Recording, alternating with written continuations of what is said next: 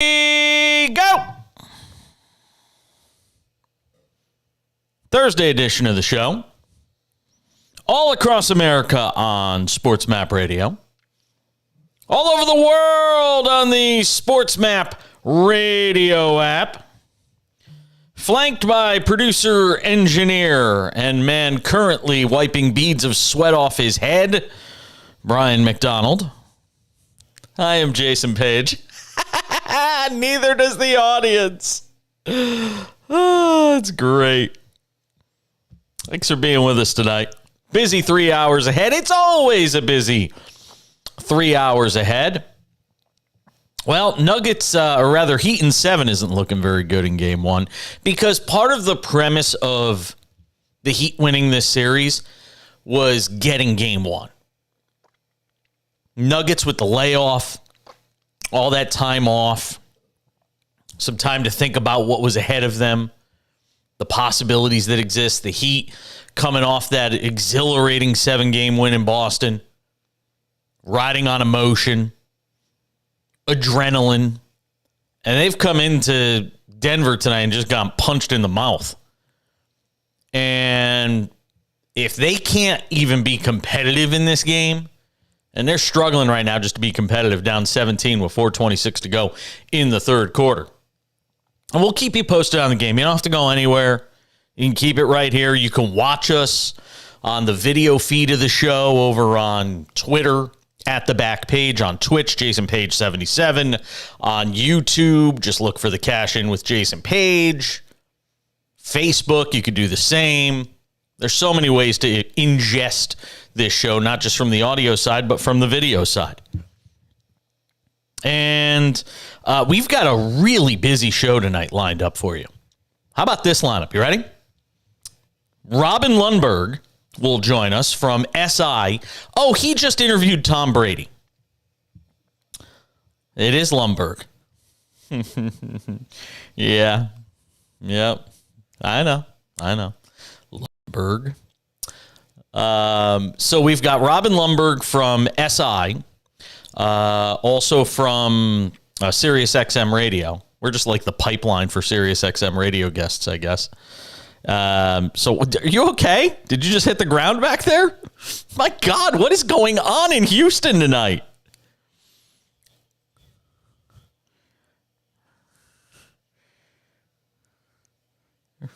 Boy, that shot. Hold on. Let everybody see my shocked face.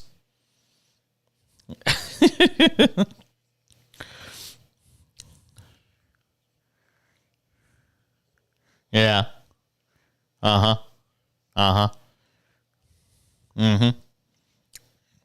Okay. Fair enough. I thought you fell off the chair or something. Somebody would find you. Somebody would just walk in and they'd see the scene with like somebody's legs in the air and it's all over. That was how their life ended.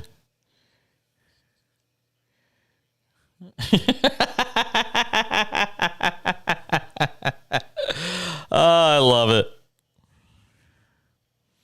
Okay. Fair enough. Anywho, we will carry on. No, we're not going to talk about Chairgate anymore. Anyway, Robin Lundberg will join us to talk about the NBA, and I'll ask him. It's required to ask him after being interviewed or interviewing, I should say, Tom Brady. He has to answer the question we're all asking. Does he really believe that Tom Brady is retired after interviewing him? So we'll get his thoughts on that coming up in about 25 minutes. Then we'll be joined by our good friend, the one and only, and I have not spoken to this guy since probably February or March. Patrick McEnroe will stop by the show from Paris, France, to talk about the French Open, which he is not actually covering. He's just there.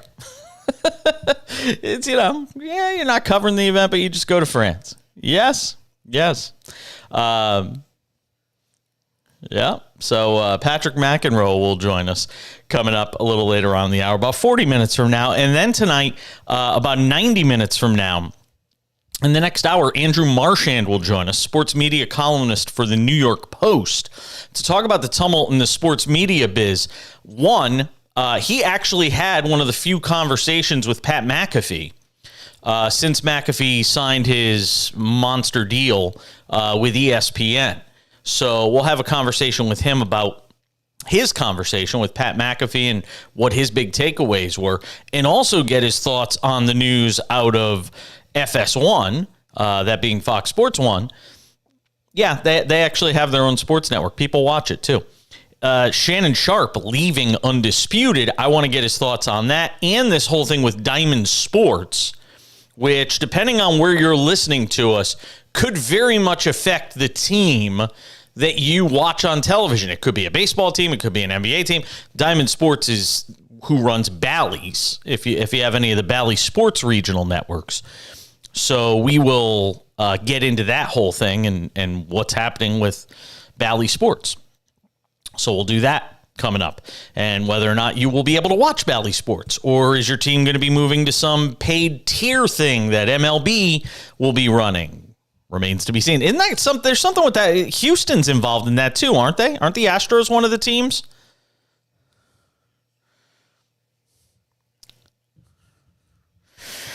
That's the direction a lot of this stuff is going in many markets.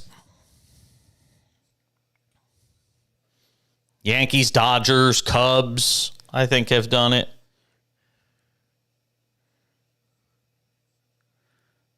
Yeah, a lot of teams have done. Maybe not the Cubs. I know the Yankees and Dodgers have certainly done it. And now the news yesterday that the Padres are done as far as Bally Sports is concerned. We're heard in San Diego. Hello to our friends down there. And so this is a big story that's percolating, and we'll get some sense from our friend Andrew Marchand. Yeah, percolating. So we'll get some thoughts with him coming up on that a little later on in the show.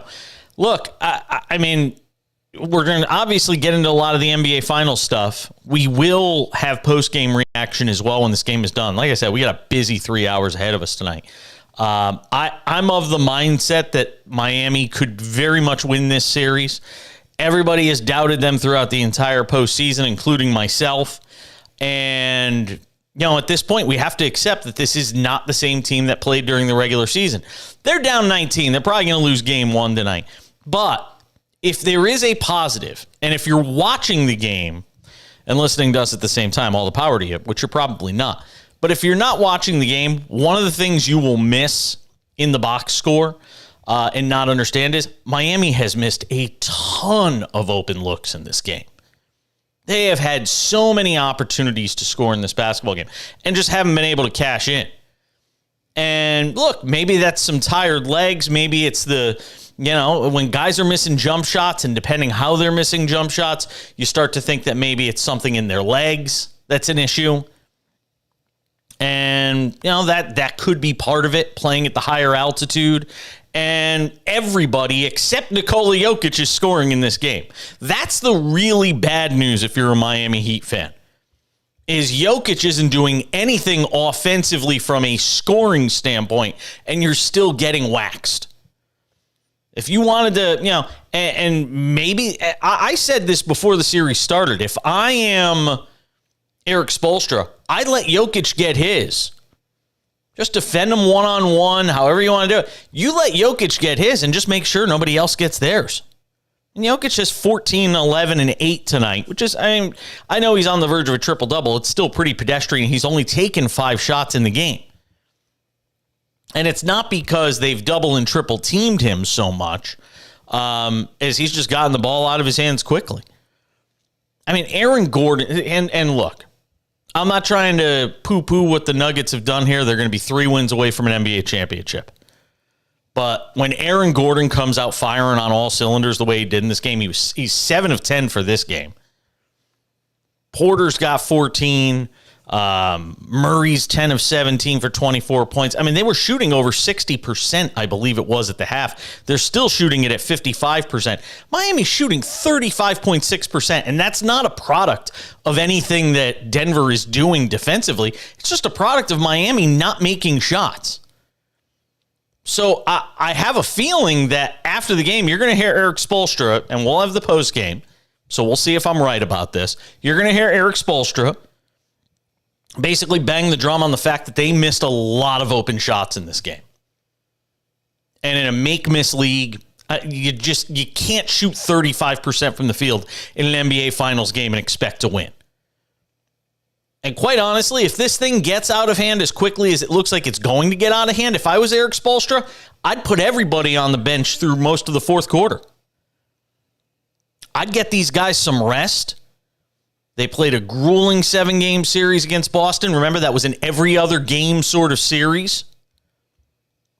I'd let these guys get some rest and live to fight another day. Lick your wounds, watch some game tape, maybe even take an extra day off, because the next game in this series isn't until Sunday. Game 2 is Sunday, and they might have Tyler Hero back for that game, which would be a huge lift for this team, which has been behind the 8 ball from an injury standpoint the entire postseason. As Kyle Lowry hits a 3. Mike Lowry. Denver leads Miami 84-63. Late third quarter. We're coming back. More of the cash in. Maybe some live betting, too. It's SportsMap Radio. All the interviews tonight were done before the show. And all of them are video, like high-quality video interviews. Yeah. And tonight is definitely one of those nights where I need you to send me all 3 hours, because some things are popping.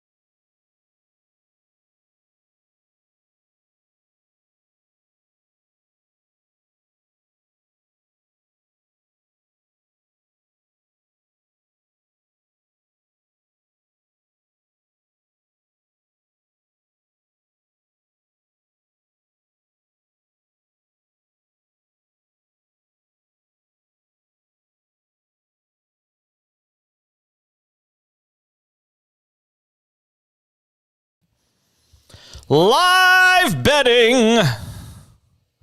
Da, da, da, da, da, da, da, da. live betting numbers right now on FanDuel Sportsbook, the unofficial sportsbook of the Cash In with Jason Page. Unofficial? Why? Because they don't pay us. They pay everybody else. Denver is leading Miami 84-63. How about this line? Miami plus 19.5. And the total is just 198.5. I mean, only 147 points have been scored. So 198.5 is kind of real. I mean, I can understand this. Are they going to go, over 50 points in the final quarter of this game? I don't know if I'd touch the total, but I'd like to think he's going to get a little closer. Now it just dropped to 18.5. I have not made an official live bet on this show in a while, namely because I have not been doing live betting on baseball during this show. But I don't know, maybe depending on where this number goes in the fourth quarter, perhaps we will give you some action on Miami and Denver tonight. We have a phone number. I forgot to mention it. 1-800-224-2004, 800-224-2004. I want to know from you, based on what we've seen, heard, whatever you're doing, however you're taking in this news on the Nuggets and Heat in Game 1 of the NBA Finals. What kind of a chance do you give Miami? Give me your predictions. I should have done this last night. Last night would have been the night to do predictions night on the show, seeing as I gave mine, which was Nuggets in 7. But based on what you've seen in Game 1, I'm going to give you a chance one game into the series to tell me how you think it plays out now after having seen Game 1 of the NBA Finals, or most of Game 1 of the NBA Finals. I mean, it's a 19-point game with 11:28 to go in the fourth. So you never know. Crazier things have happened and do happen. But I'm curious to get it from you guys. The phone number, 1-800-224-2004, 800-224-2004. We also have this little thing called the Cash In text line. It's just for you. I literally went and got a text line for people who don't like to call into radio shows. So you can text the show at 888-670-8549, 888-670-8549. Now, I have to address something. I promised some news this week on two fronts. One was the TV front with our new show, the Sports Wrap, which will be coming to a streaming platform, a TV station, a cable sports network near you. That is coming. So we told you that news this week. For now, you'll be able to watch the show every week on Friday nights on YouTube. So check out our YouTube channel, Decibel88. Go and subscribe and go and check out the show. Or just go to YouTube and look for the Cash In with Jason Page. Like, subscribe, follow, do all that fun stuff. The show is, the first episode of the show will be available Friday night. And you can watch it anytime, on demand, obviously. So that's one thing. But I had promised we had news regarding something big happening with us on Twitter. And I've had to push back the announcement a couple of days, working with our business team and getting some things in order on that front. So sorry that I had to tease you guys and kind of take you up to the edge and then not finish the deal. But, God, that sounds weird, doesn't it? There's all sorts of language in there that probably doesn't work, huh? Yeah. I mean, it's legal. It's just odd language to use. I know.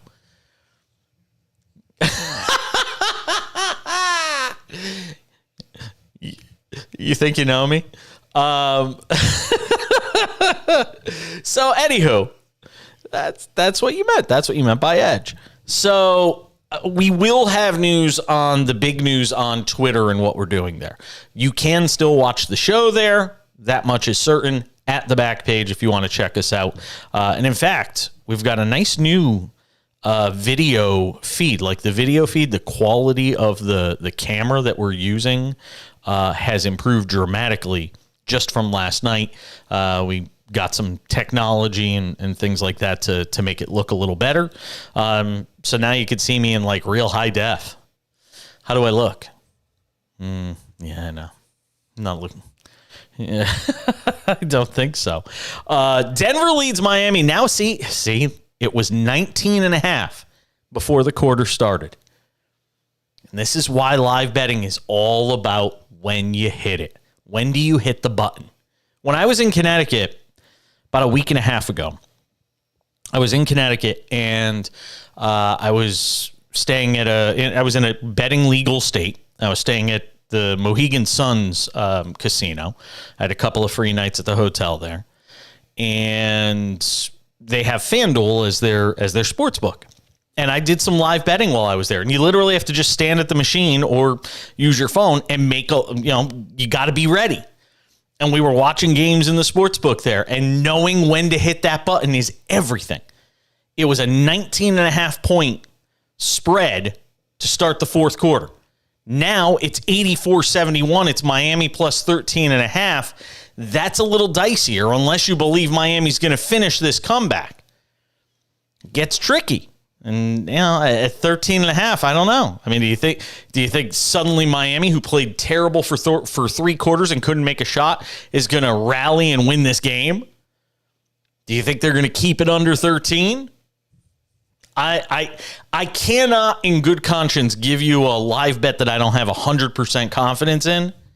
But I will tell you what is juicy. You know what is juicy? Brian McDonald, producer, engineer extraordinaire. Here's what is juicy. Miami to win the game right now is plus 1,700. That's juicy. Denver, meanwhile, you would have to wager $10,000 to win $100.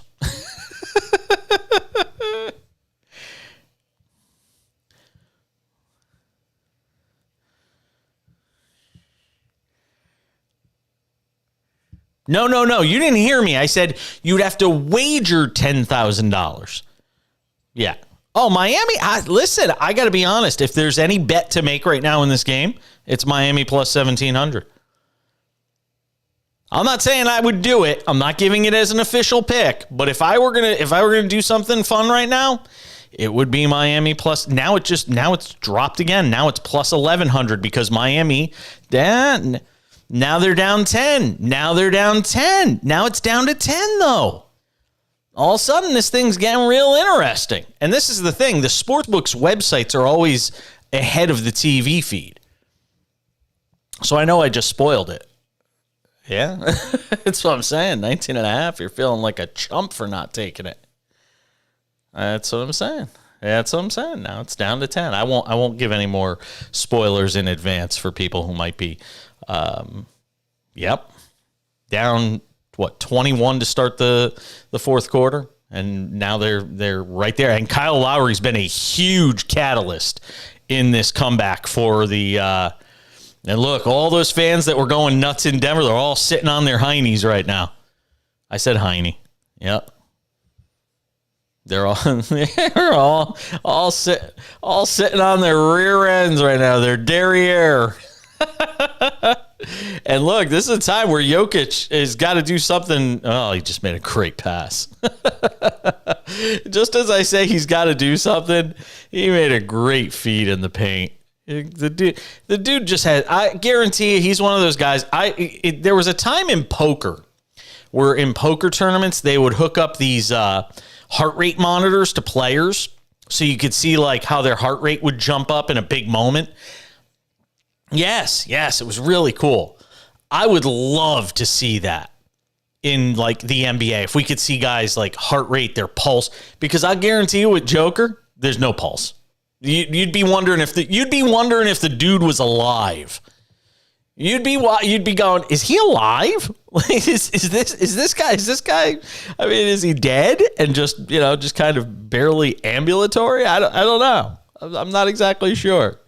That was a big bucket for Denver to make it a 12-point game, and now they got a 3 in the corner. Ooh, I would have put it back up to 15. Didn't happen, though. 8:14 to go in the fourth. Denver up by 12, and you could see a little wind in the sails of Miami. Oh, Duncan Robinson, you got to take a better shot than that, dude. God.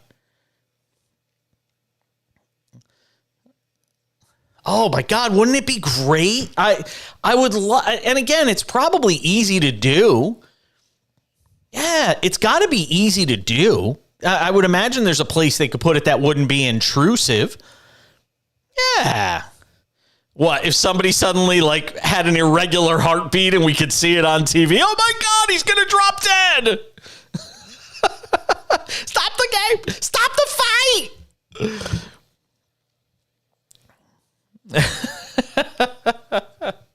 Robin Lundberg of SI.com on the NBA Finals, his conversation with Tom Brady and more. It's the Cash In on SportsMap Radio.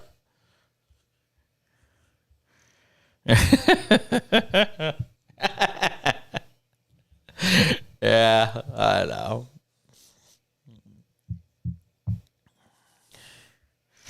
You're the introvert guy. Welcome to the fastest 30 minutes in sports. The NBA Finals is obviously under the spotlight right now with the Nuggets and the Heat meeting up in this most unlikely the new one NBA you Finals. finished? Who would have thought the Heat would be there? God, do you have Let's any talk about it life? with Robin Lundberg, host over at SI.com. Oh my God, was Charles on Carter Sirius one of them? XM radio as well. Because I know he plays it too, I for the think. Heat to pull off the upset of upsets in this NBA Final. Yeah, I mean, the argument's what we've already seen, right? That Miami beat Milwaukee. I don't think anybody gave them a chance in that series. We know Giannis had an injury, but nevertheless, going in. Same thing with the Boston series. No one gave them a chance. Certainly no one gave them a chance once that series was 3-3 I haven't played it in at least a week and a half. I haven't played it since I came back from Connecticut. I believe they were the underdogs against the Knicks. I've just been so busy, honestly. Back up to 16. For every series, they're the underdogs, and you're looking at the individual games. That's why you had to get it at 19 and a half, by the way. The best case for the Heat is what we've already seen. Not to say that they're going to beat the Nuggets, but this is not a team that you can just count out based on, the last couple of months. Yeah, I agree with that. Quick rejoin here. If Eric Spoelstra were to get a title here, be the first since the back-to-back titles in 2012 and 2013. LeBron, D-Wade, Bosh. Those are obviously treated with a certain degree of respect. Welcome to the fastest 30 minutes in sports. The NBA Heat meeting up in this most unlikely of NBA Finals. Who would have thought the Heat would be there? Let's talk about it with Robin Lundberg, host over at SI.com. You can catch him over on Sirius XM radio as well. All right, make the argument for the Heat to pull off the upset of upsets in this NBA Final.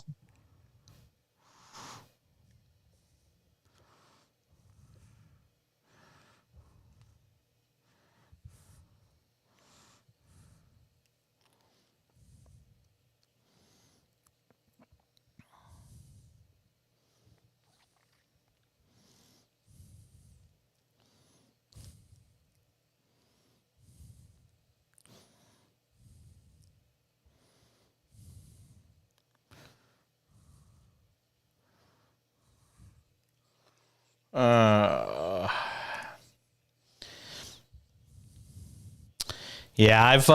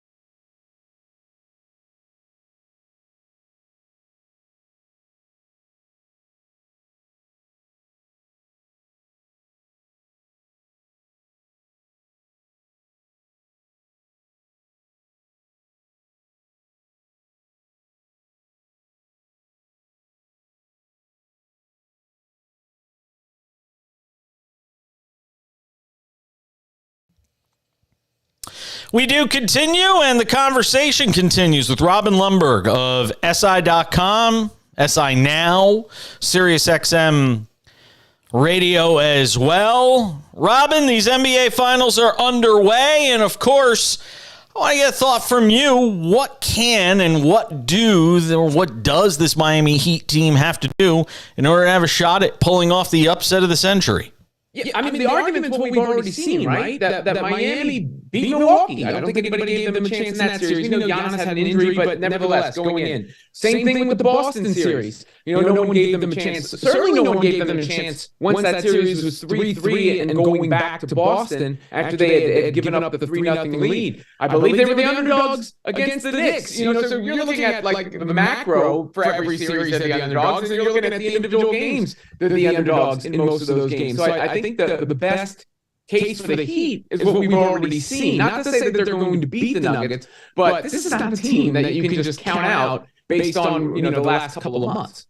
Yeah, I agree with that. If Eric Spoelstra were to get a title here, be the first since the back-to-back titles in 2012 and 2013, LeBron, D-Wade, Bosh. Those are obviously treated with a certain degree of respect, but obviously not the same as this. If he were to win one with this group, with Jimmy Butler, doing it as the 8th seed from the play-in tournament, which is, by the way, a great argument for why the play-in tournament is so cool, is that you have a team like the Heat in this position, and it makes the argument, it seems, of why you should be playing to get into the play-in tournament, as opposed to what Dallas did in sort of tanking the final couple of games of the season.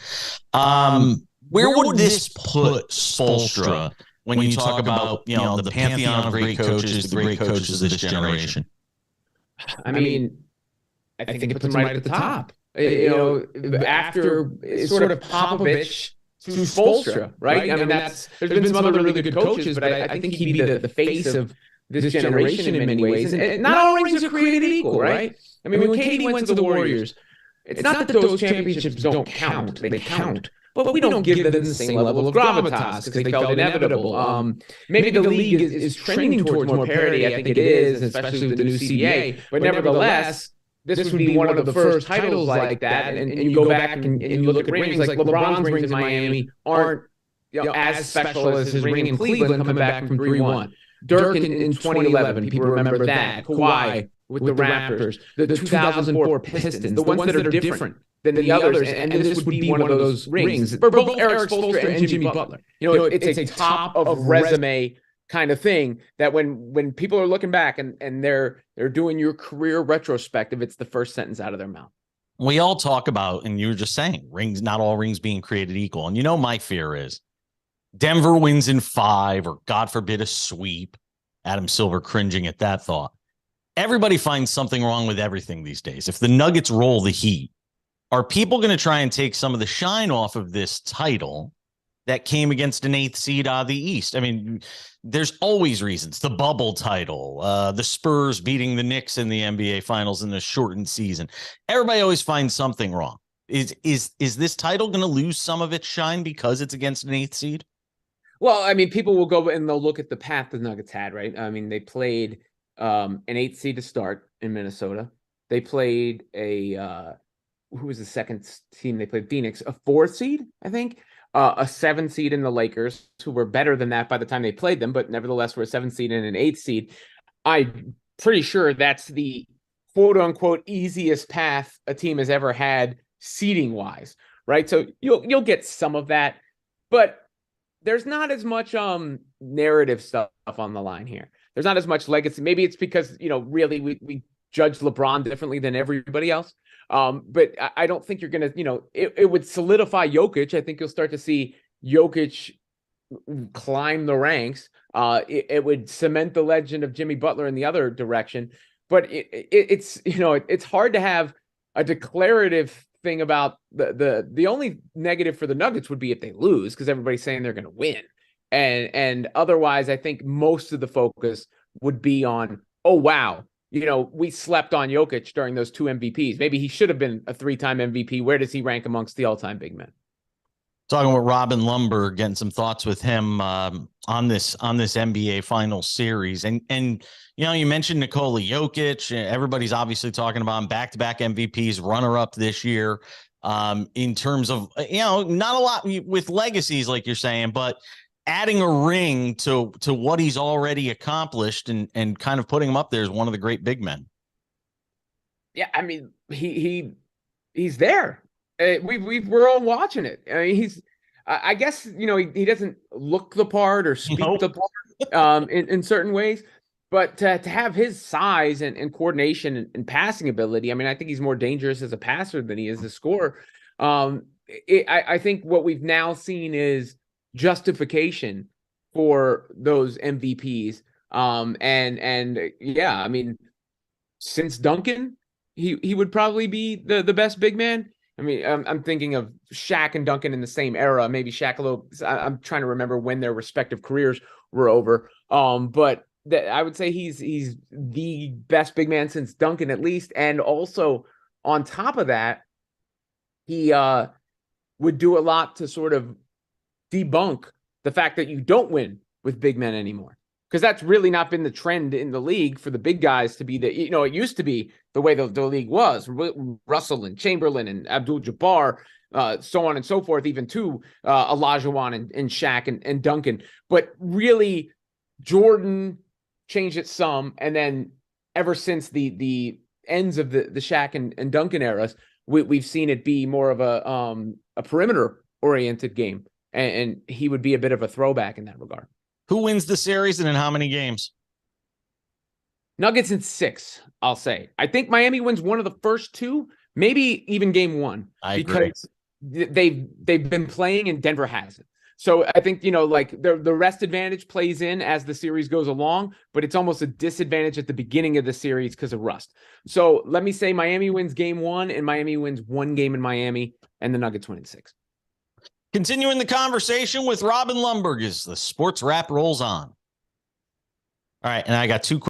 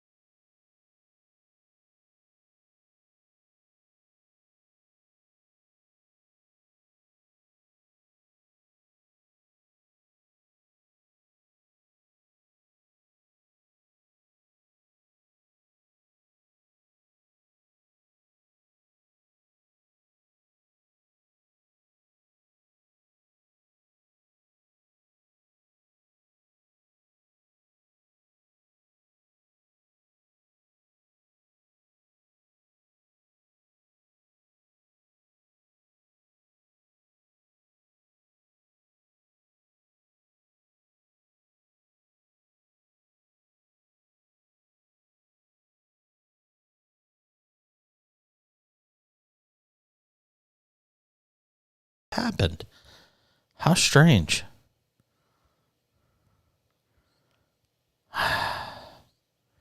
Now I'm going to go through and... Welcome to the fastest 30 minutes in sports. The NBA Finals is obviously under the spotlight right check that with the Nuggets and the Heat meeting. Welcome to the fastest 30 minutes. Yeah, no, that's weird. Oh, yeah. Something got corrupted in the file. Yeah. Might have been the Russians. Welcome to the fastest 30 minutes in sports. The accomplished. The fact that you don't win. Yeah, it cut off. I see what happened. Yeah, something got corrupted in the file. Shit. God damn it. Let's bring in Patrick McEnroe, ESPN tennis commentator, also International Tennis Hall of Fame president. He's added that to his many list of things he does. All right, Patrick, what does this tournament feel like so far with Rafa Nadal not in the field? First of all, cheers to you, Jason. I got my little glass of white wine, just getting myself going here in the early evening in Paris. It has been an unbelievable first week. I mean, the weather has been amazing, which has certainly helped. The crowds have been, there's got to be records every single day. It's absolutely packed. The courts are beautiful red clay, phenomenal. I mean, Djokovic you just wonder if he's just out of gas. I mean, I know Alcaraz is the top seed. He's looked good as well. But look, until I can't tell you how many times, Jason, in the last few years, I've said, you know, it's going to be Medvedev or it's going to be Tsitsipas or Medvedev did win one at the Open. You know, it's going to be like the sort of the start of the changing of the guard. And guess what? It just doesn't happen. So I was like saying to myself, okay, Alcaraz is going to come in as a favorite. He's the top seed. Make He sure played that this awfully didn't have well any this year, issues. making but generally part of it. The same thing happened with this interview. This year on the clay, so I'm a little worried about where she is, particularly on the forehand side. But with Stearns and Jesse Pegula, who's our highest ranked player, we've got some strength in numbers. What we're only missing right now, Jason, is that one player to break through and win a major. So let's hope that happens in the not too distant future. That's Patrick McEnroe. Catch him during the Grand Slam season over on ESPN. Also, his podcast, Holding Court. He's the International Tennis Hall of Fame president. Have another glass for me, my friend. I am quite. Oh, it's great to be on with you, Jason. Thanks for having me. Huh. Yeah, that's fine. Bring in Patrick McEnroe. Yeah, that interview is going to be all right. Thank you. Bring in Patrick McEnroe, ESPN tennis commentator, also International Tennis. Bring in Patrick.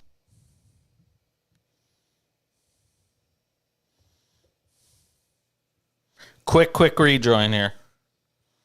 Thanks.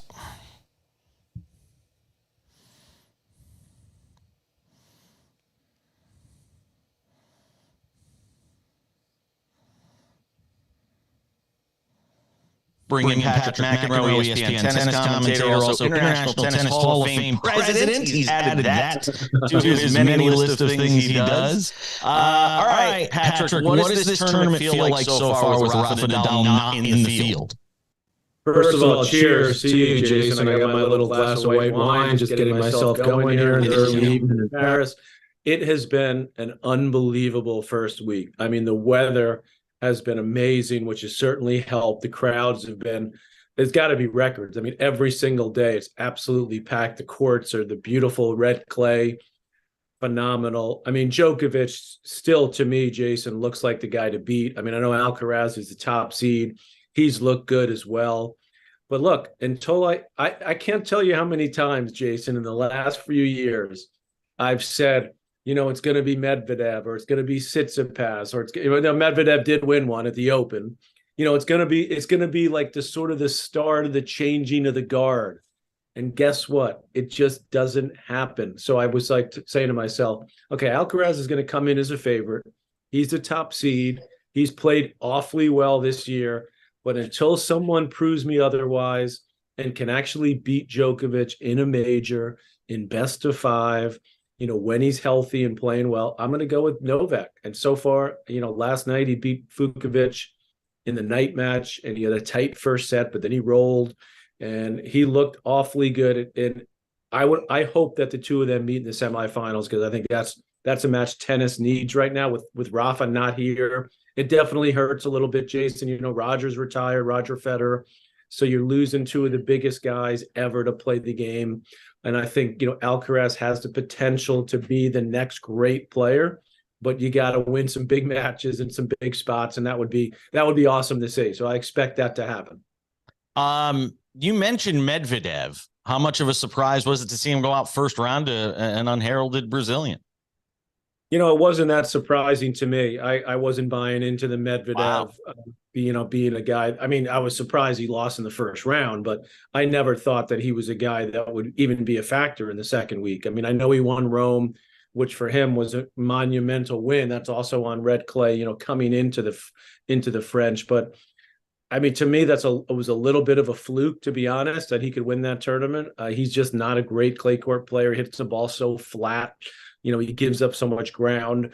And so I wasn't surprised. So to me, Holger Rune, who's the sixth seed, the young Danish player, is also in that section of the draw. And to me, he's the guy to beat in that half. But it definitely makes things way more wide open in that half of the draw. But remember, you've got Djokovic and Alcaraz in the top, along with Tsitsipas, who's played awfully well on clay throughout his career, although not as well this year.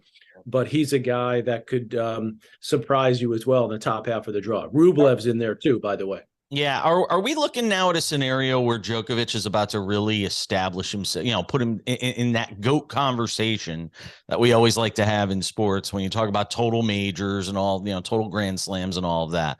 Are we about to get to a point now with Nadal obviously fighting off Father Time as best he can, but sort of the writing being on the wall? Obviously, no more Roger Federer. Are we getting to a point now where he's about to really kind of pull away in that conversation? I do not think so. No, I don't think he's going to pull. I don't think he's going to pull away. He's even at 22 with Rafa. So assuming Rafa, he will try to come back. Hopefully he can. If he ends up winning a couple more majors this year, then yes, we can talk about it. But I don't think that's a given.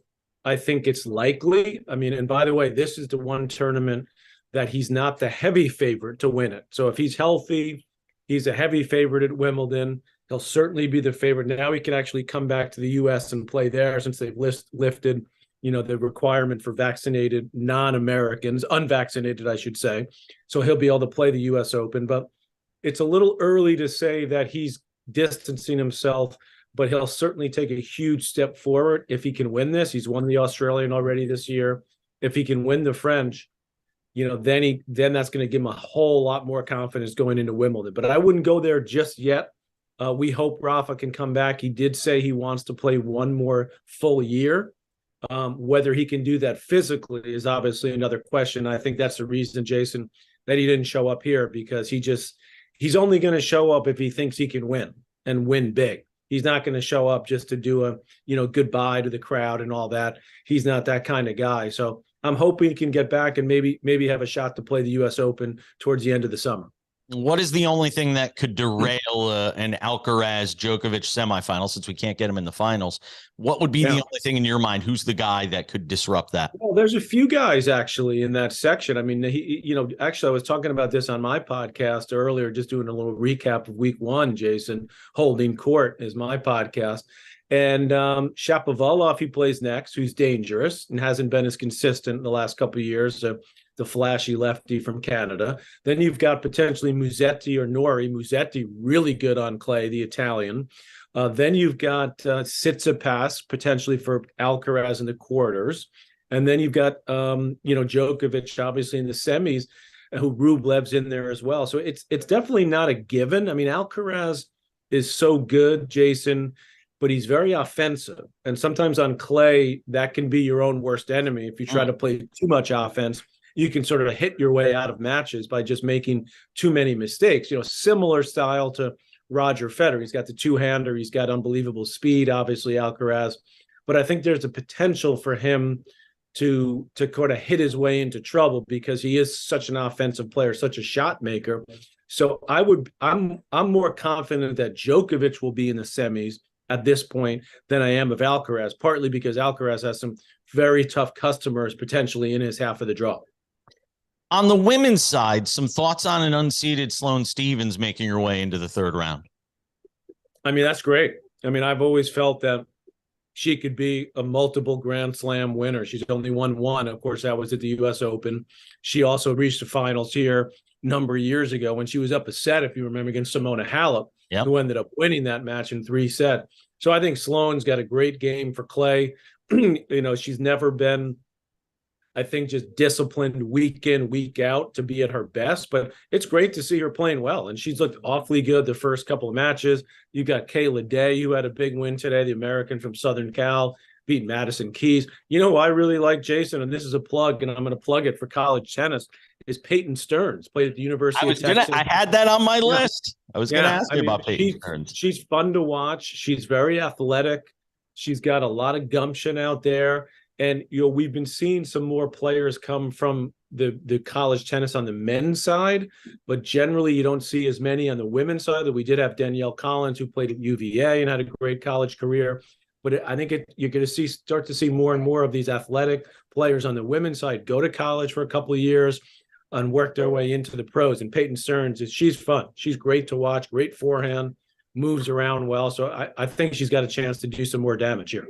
An overall final thought on American tennis in general. I mean, you headed up the USTA at one point. You obviously have a finger on the pulse of American tennis. Is this the best it's been as a whole in I don't know how many years you would say, but it feels like in every event now we're seeing Americans advance further and further as a group. Well, the reason I'm looking down is because I'm just checking the scores, and it just confirmed for me that Francis Tiafoe just won in 4 sets over Karatsev, which is an excellent win for him. He dropped the opening set. Tommy Paul is in the process of playing right now. Taylor Fritz is going to be on the card as well. All those guys are guys that I'm not going to say yet, Jason, that they can win a major, but they can get pretty darn close right now. I'm talking semis, finals, and they're knocking on the door. So that makes me extremely proud, because I was definitely part of sort of helping them, not the only part, obviously, but a part of it. So I'm really psyched to see them doing well. They're great guys. They're very athletic, and they learn to play a little bit more this type of tennis from the baseline, moving the ball around, which can also be successful on clay. I do think that I'd be surprised if any of those guys gets to the final, the semis here in Paris, but I think it's highly likely that at Wimbledon, a U.S. Open on the hard course, they've got a great chance. So I feel good about it. Again, we've got plenty of young women. Coco Gauff, by the way, just getting underway as we're talking for her second round match.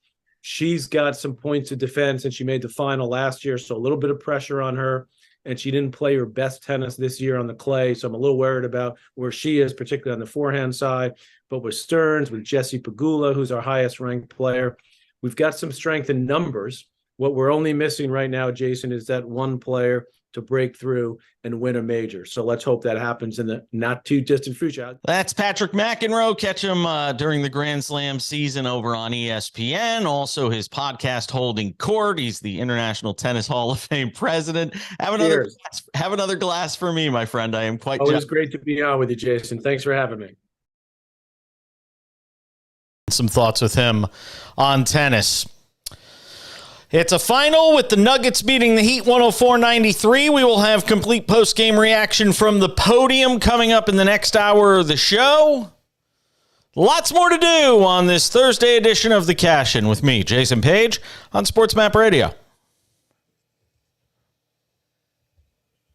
Thanks.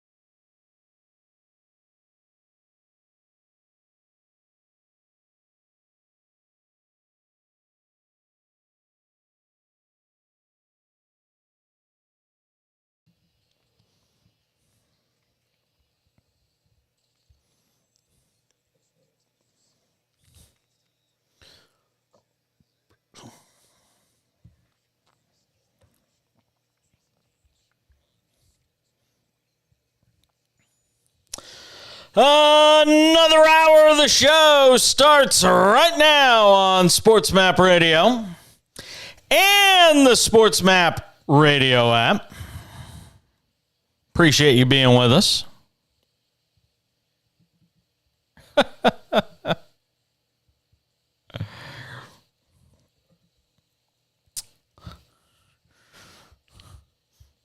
So game one of the NBA Finals is in the books.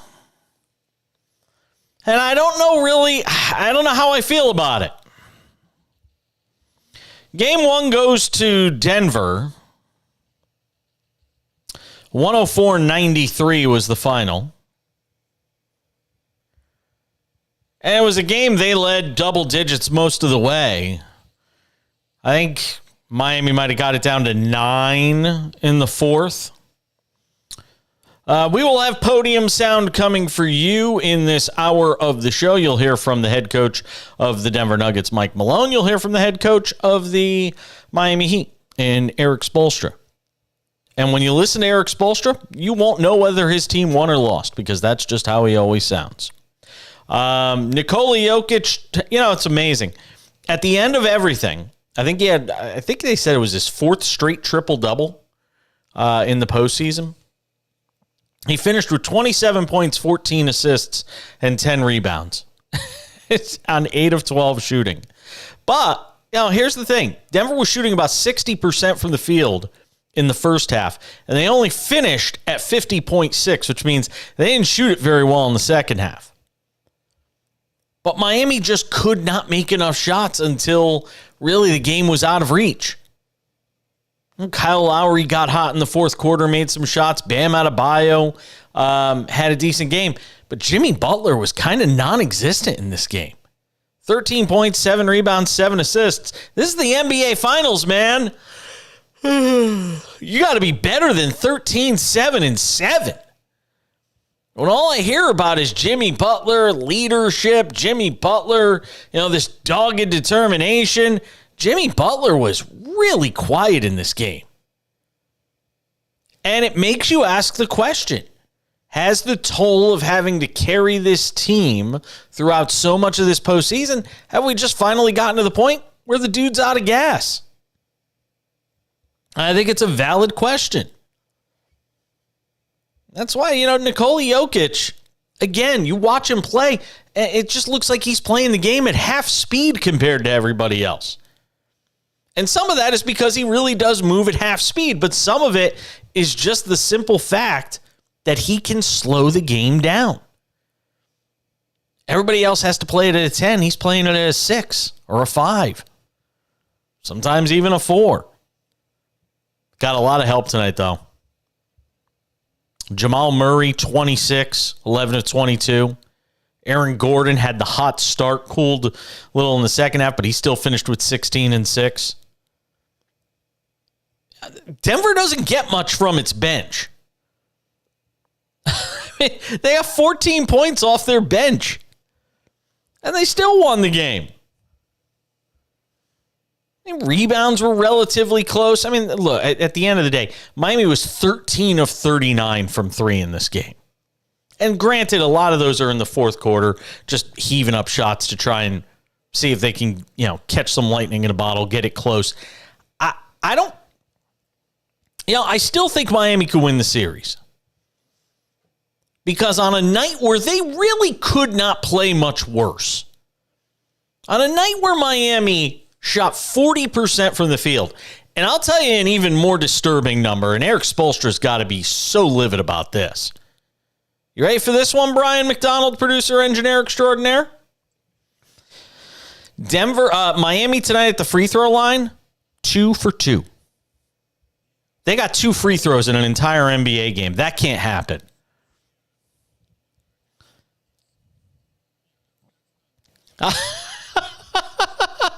They went 2 of 2 from the free throw line. How does that happen?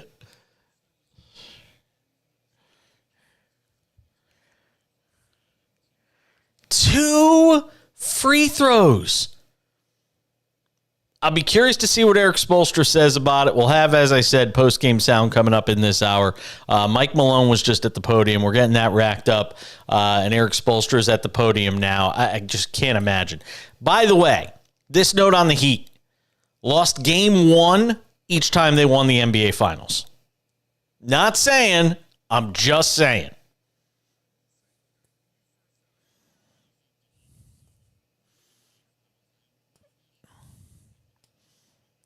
That I'm high.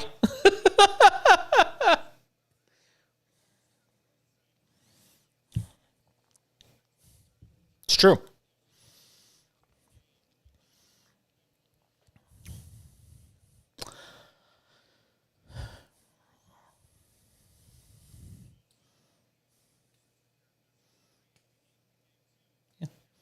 Absolutely. Yes. Your job is to get one of the first 2 games in Denver. And the good news is they don't play a game till Sunday, which means you have adequate time to rest up. You hopefully could have Tyler Hero for that game. And even if he plays 15 to 18 minutes, just his appearance is going to be a lot to kind of spur that team. Okay.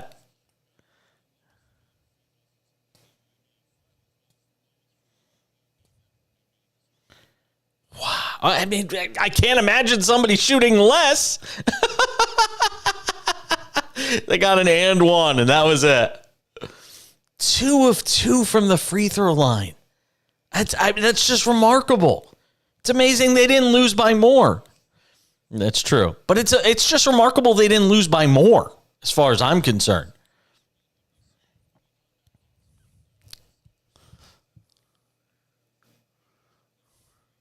No.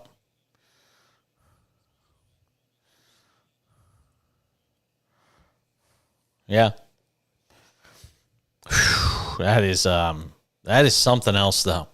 Heat 1-6 all time in game 1 of the NBA Finals. It's not their strong suit. We could just say.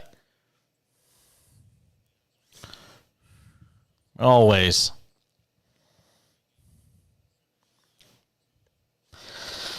How did this become about the Astros when we're talking about how?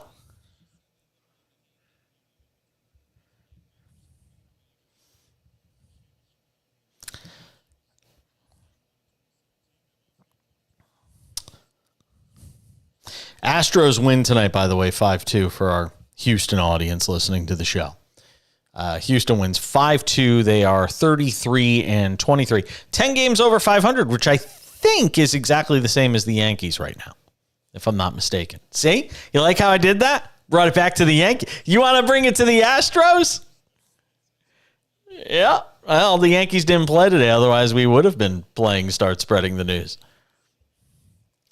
Yeah, that's true. Oh, that was a terrible loss last night. After just beating the stuffing out of the Mariners for 2 days, the Yankees could not score a single run last night in 10 innings against the Mariners. I'm like, my God, what is going on here?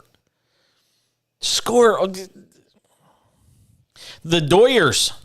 Looking forward to that. Yeah, Yankees and Dodgers. That's Sunday Night Baseball, too. Yeah, it could be one of those times where you're going to get a lot of Yankees nationally.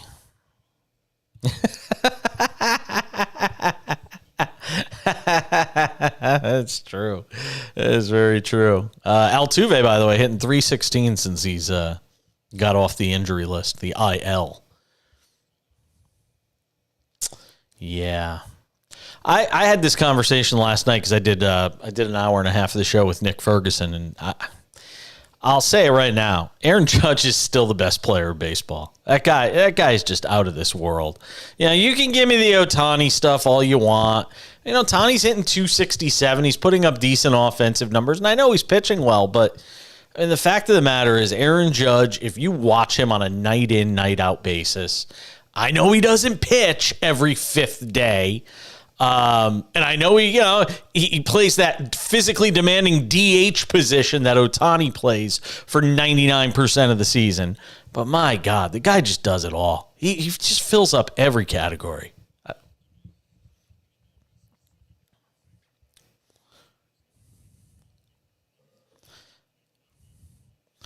except playing the field. I'm playing a field. He's Edgar Martinez that pitches. I mean, come on. Edgar Martinez is a Hall of Famer, man. You know, don't you go throwing shade at Edgar.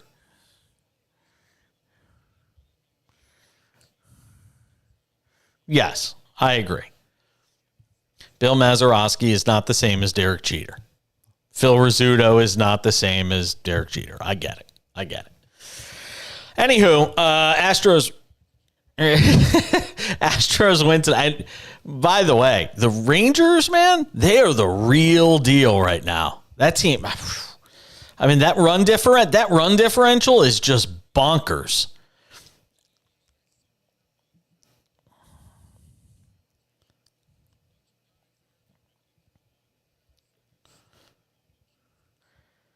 $55 games, though. 55 games, a healthy sample.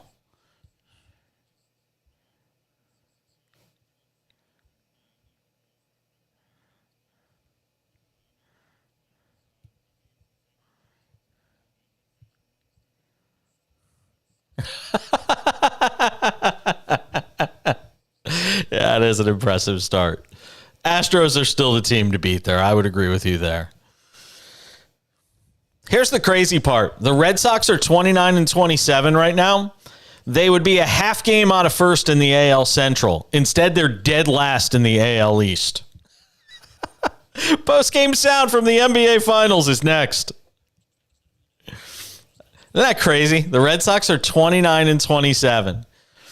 And what's even funnier is when you look at the standings on ESPN, they're dead last at 29-27 in the AL East. And then the very next thing is the AL Central. And you see the first place team at 30-27 right below them. And it just looks so weird. Tell you one of the better stories. And I know they're only 26-28 and their run differential is minus 56. But the Tigers being in second in that AL Central, it's kind of crazy.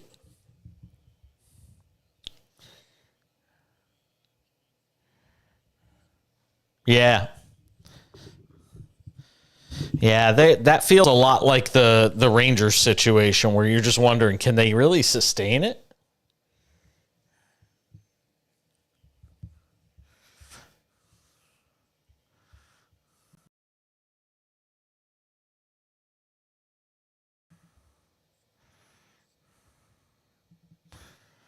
Yeah, he is.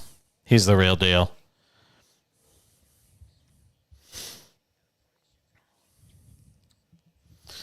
Yeah, we tried it out. I wanted to see how we work together. I like him. I like him a lot. I would do a show with him every day. It is. It is very much so. Yeah. Yeah, it's a possibility. Problem is, I just see so much more money in television than I see in radio right now. What is going on with this thing? Nothing. Was there something tonight that you can go to school on, or is it just perplexing? All right, we're going to do Spolstra on the other side.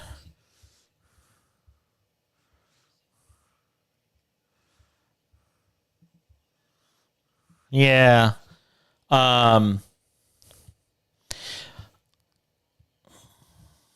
Yeah, I know.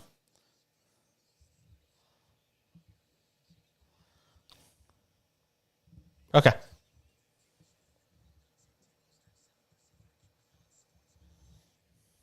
Cool. No, we don't go yet. Premature something? Yeah.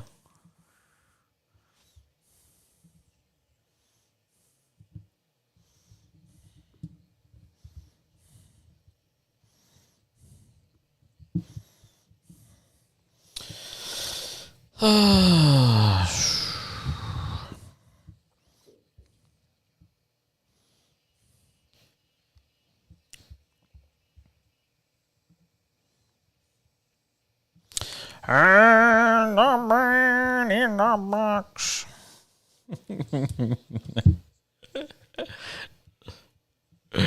Good to have you all with us tonight. SportsMap Radio. SportsMap Radio app. Nuggets take game 1 of the NBA Finals against the Miami Heat, 104-93. Game 2 not till Sunday night. A lot of interesting numbers to dissect from this game. Let's hear from Heat coach Erik Spoelstra. Met with the media just a short time ago. First row right side, coach. Ira Winderman, South Florida Sun Sentinel. Obviously, their offense has always been a riddle, and Jokic is so unique. Was there something tonight that you can go to school on, or is it just perplexing what they were able to do? Yeah, we're definitely going to have to go to school on it. They're in a pretty good rhythm, especially in that first half. Our disposition, the multiple efforts, the resolve in the second half was much better. But you get to this level, it has to be complete games of that kind of disposition. And even if you have that, you're not always going to win, all the possessions that you want. But that's what you expect. You don't expect it to be easy when you get to this final round. This is a great challenge. It's going to require more. We'll get to work and see what we can do better. What we can do harder, what we can do with more effort, what we can do with more focus, etc. On the left side, second row. Felt like Haywood Highsmith kind of injected some energy into your team tonight. Just what did you see out of his game, and what's he kind of done to earn more and more trust? Yeah, that's what we need from everybody.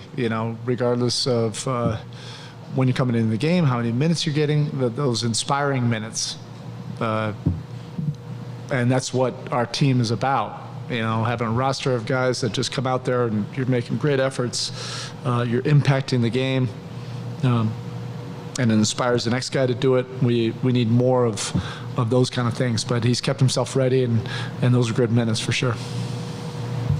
In the middle.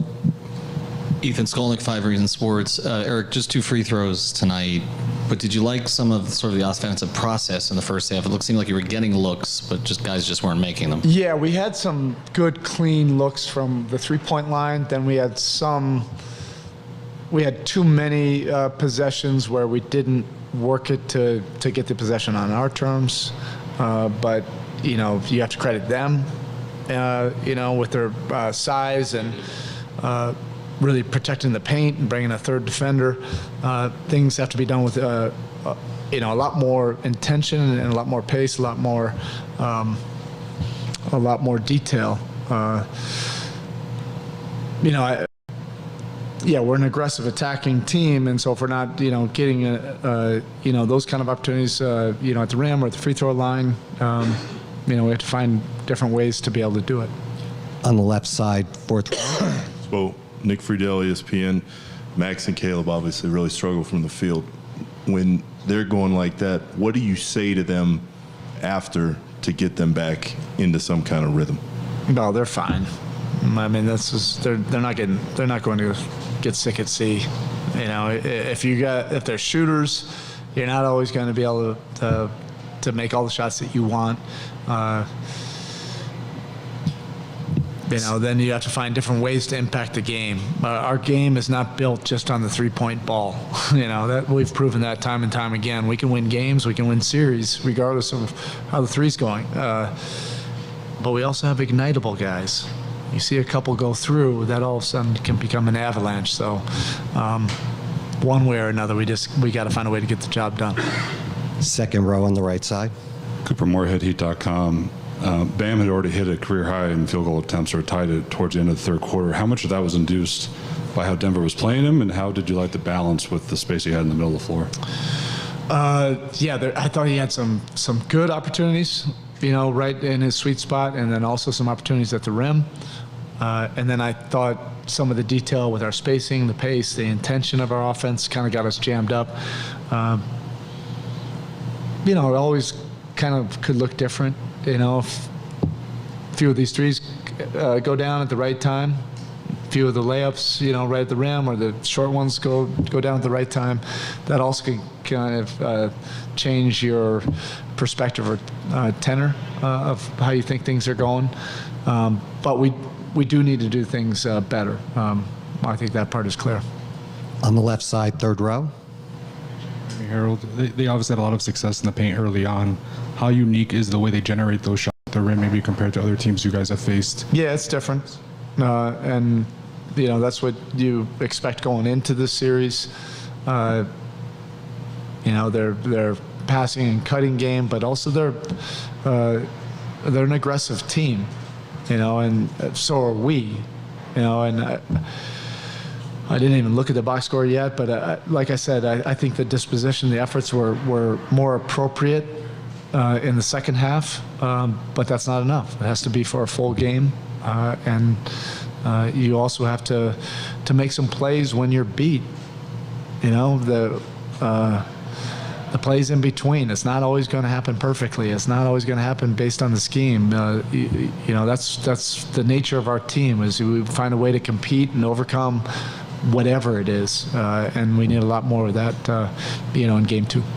We'll take 2 more questions on the right side, fourth row. Davis. David Aldrich, The Athletic. It looked like the zone played a little better in the second half. What was better connected with you guys defensively when you went back to zone that time? Yeah, I don't know. I never point to the scheme. It's not the scheme. The scheme's not going to save us.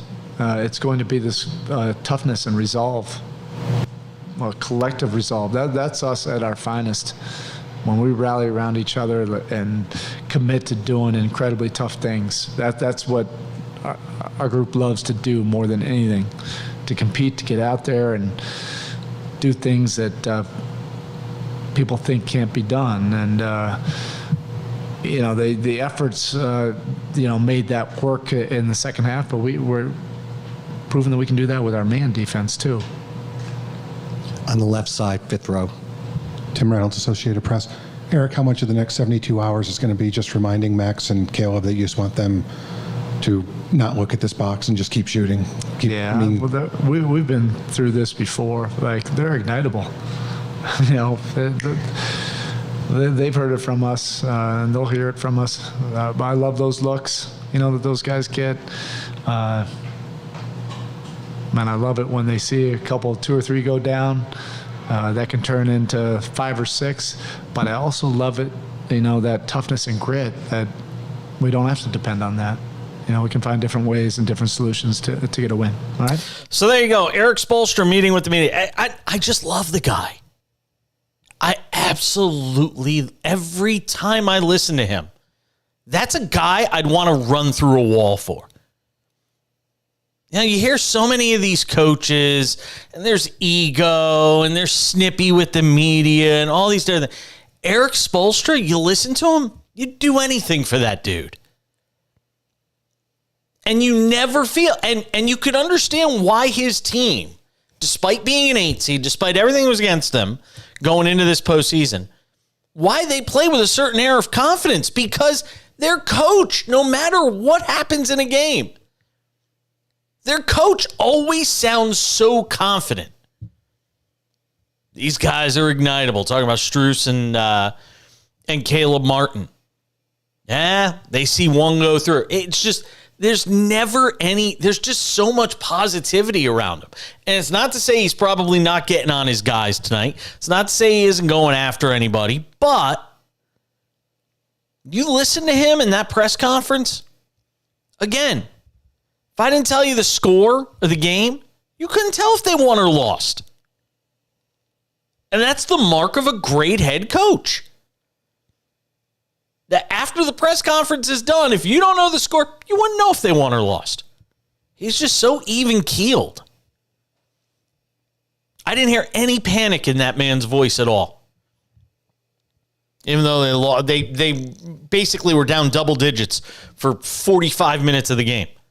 Or 44 minutes of the game, whatever it was. Never sounded like a guy who has any doubts that his team can win this series. That's why I'll still say it. I think it's a long series. I picked Denver in 7. And I can absolutely envision it being a lengthy NBA final series. What do you think? From anywhere in America, you could call the show 1-800-224-2004, 800-224-2004. But you can also text us. I will take your texts. I like texts.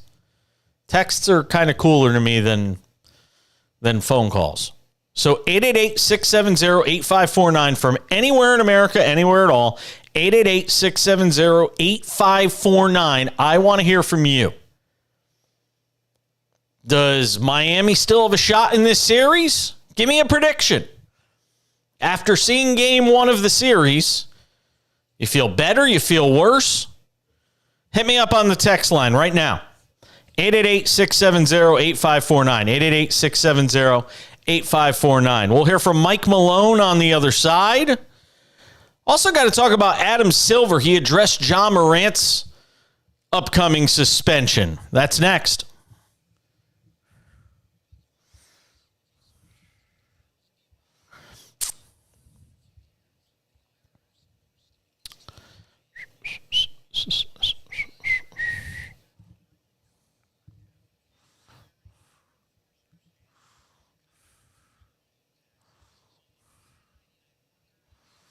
That's Mike Malone.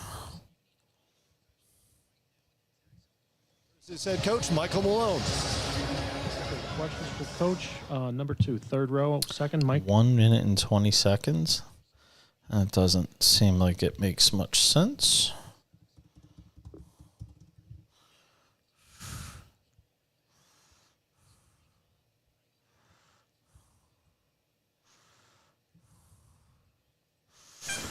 I know everything about my new furniture business. Well, everything except the whole business. Take questions for coach. Number 2, third row, second, Mike. Michael, I think you guys had allowed 63 points.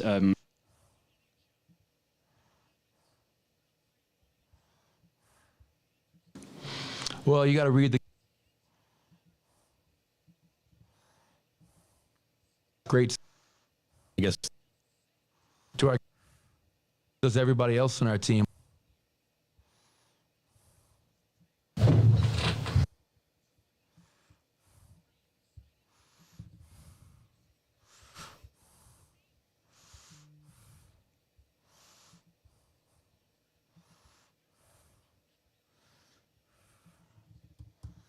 Did you see Taylor Fritz go like full heel today at the French Open?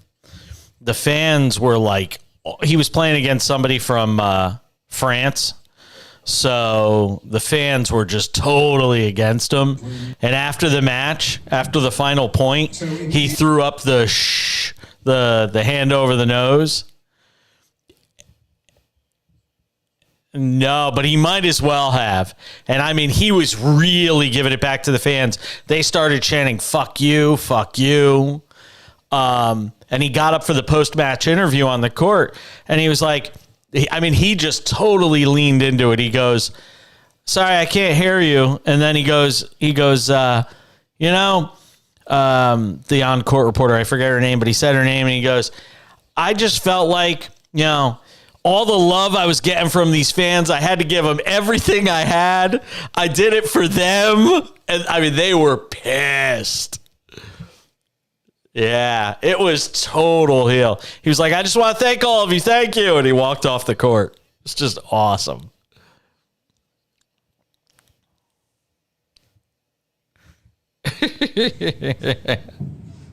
So in assessing what this all right, so is appropriate, if that's the okay, I got the Adam Silver sound, so we'll play that.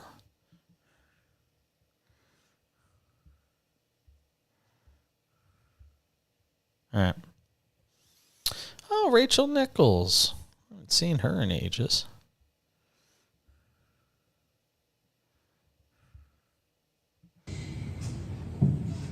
So in assessing all right.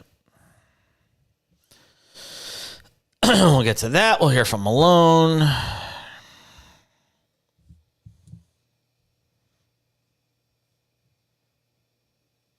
Always love getting alerts from my credit card company. Your credit score has been updated.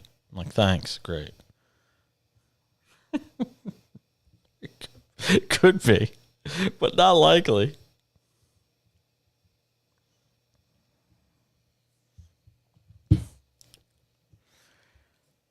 Thanks for hanging out with us. Game 1 of the NBA Finals in the books. We're halfway home on this Thursday edition of the Cash In on SportsMap Radio and the SportsMap Radio app. Coming up in a couple of minutes, Adam Silver gives an interesting nugget. You like that? Like how I worked that in? An interesting nugget on the Ja Morant investigation. And apparently they've made a decision on punishment for Ja Morant, but it will not be announced until after the NBA Finals. So we'll get to that audio, and you could hear the commissioner in his own words coming up in a few minutes. To the victor goes the spoils, though. The Nuggets beat the Heat tonight, 104-93. Take a 1-0 series lead, best of 7 NBA Finals. Their head coach is Mike Malone. He met with the media just a short time ago. Take questions for Coach. Number 2, third row, second, Mike. Michael, I think you guys had allowed 63 points defensively through 3 quarters. Outside of that fourth quarter, what did you like the most about the defense tonight?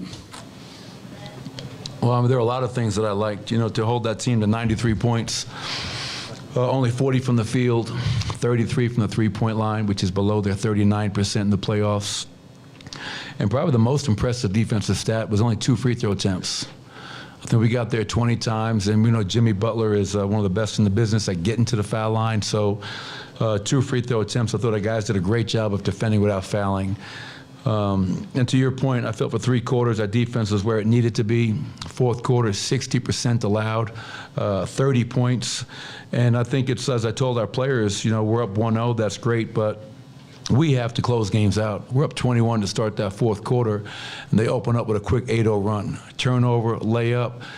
We missed a few open shots against the zone, give up some threes. So in the finals, man, you can't pick and choose when you want to play. We got to play much closer to 48 minutes. All right, so there you go. Some thoughts from Mike Malone, and we'll continue to hear what he has to say about this win for the Denver Nuggets. Here's a little more Mike Malone now. Second row on the right. Coach, to win another game 1, to set that tone again in a series, you guys have continuously done that in the postseason. How helpful has it been to do that, and how impressive was it tonight? Well, that was one of my last messages to our group before the game. I reminded our group, if they didn't know, that Miami went into Milwaukee and won game 1. They went into the Garden in New York City and won game 1.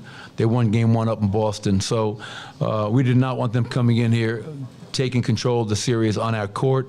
To your point, we've done a hell of a job all season long of protecting our home court. I don't think we've lost a game at home in the playoffs as of yet. And we know Sunday night's going to be a hell of a challenge. So proud of our guys for going out there and getting the win. Michael Porter, double-double. Jamal Murray, double-double. Nikola, triple-double. I felt Aaron Gordon's play on both ends of the floor in that first half really set the tone. And I thought Bruce was really good off the bench. So this was everybody stepping up, doing their job, but knowing that we can all be a lot better come Sunday. Hey, Coach, you mentioned that Aaron Gordon set the tone. Can you talk about just what has impressed you the most about the sacrifice that he has made for this team and the defense that he's played against some of the best guys in the league throughout the postseason? Yeah, I think Aaron, we always talk about Nikola embodying, Nuggets culture. And I think Aaron Gordon is, a prime example of somebody who's truly selfless. He understood with Jamal and Michael coming back this year, being healthy, that his role was going to change. He never once fought it. He's embraced it from day 1 of this season and gone out there, whether it's guarding Karl Anthony Towns, Kevin Durant, LeBron James, and now obviously guarding a guy like Jimmy Butler. He does a lot of the dirty work for us, and a lot of times, he doesn't get the credit that he deserves. And they were switching early on, and I felt he was really big in terms of sitting down in front of the rim, scoring in the paint, finishing at the rim. And then again, just, his effort on the defensive end was just another example of his importance to our group. Again, this side in the front.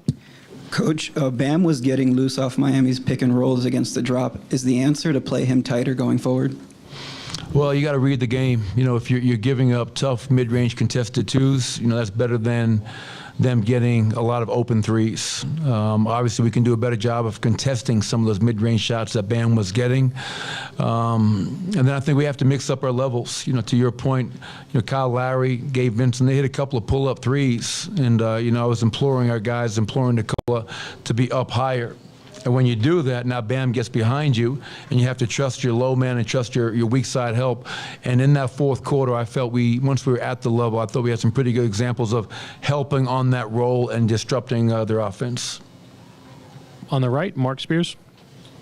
Mark Spears, ESPN's Landscape Coach. I don't know how much you worried about the potential rust, but with so much emphasis on Joker and Jamal, how much did Aaron's early scoring get past that potential rust and spark you guys in the beginning? Yeah, I mean, it was, as I said earlier, Mark, I felt Aaron really kind of set the tone on both ends of the floor for us. And he's done that all year long, whether it's in transition versus a cross match, sitting down, posting up a smaller guy, sealing him in the paint, going up strong. They switched a few of the pick and rolls early, sitting down, posting up, finding him, and then giving us a great defensive effort against, arguably, one of the best players in the NBA right now in Jimmy Butler. So Aaron, like we're a team. And give Bam Adebayo credit. He did a really good job of making Nikola's catches hard. He fronted him a lot in that first quarter throughout the game. And so we need other guys to step up. And if you're going to take away Nikola, then find a way to get somebody else open and let them get off. And Aaron obviously benefited from that and did a hell of a job. So there you go. Some thoughts with Mike Malone post-game after a Nuggets win. 104-93, rattled off some of the numbers and some of the particulars from the game. But, I mean, look, I think there are things from both teams to take away from this game. I think if you're Denver, you got to play 48 minutes against this Miami team because they're going to play 48 minutes. They were down 21 to start that second half, and in the blink of an eye, they got it down to 10. I don't know. I think Sunday night's going to be a different story. I really do. I'm sticking with my prediction. I want to know what you guys think. From anywhere in America, let us know. 888-670-8549 on the text line. 888-670-8549. You could also give us a call at 800-224-2004. 800-224-2004. But again, the text line number, 888-670-8549. Brian, you watched the game. As much of it as you could, considering you were paying so much attention to me. Oh, God, the Astros game. Really? They give you guys 2 TVs in that studio, but they can't give you a chair that works? 8 TVs?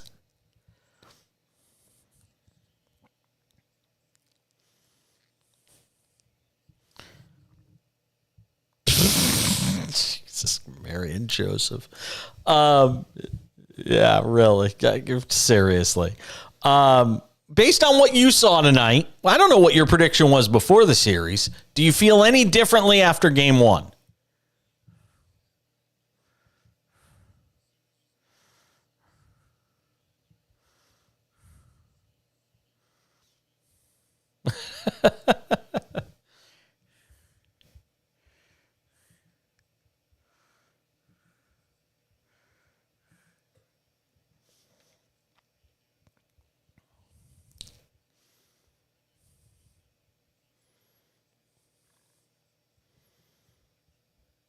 Yeah, and look, if Miami doesn't get game 2, they're not winning the series.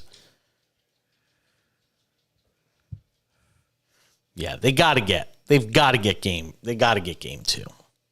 Otherwise it does, 5 or 6 at best. Well, somebody had to score because God knows Jimmy Butler didn't do anything.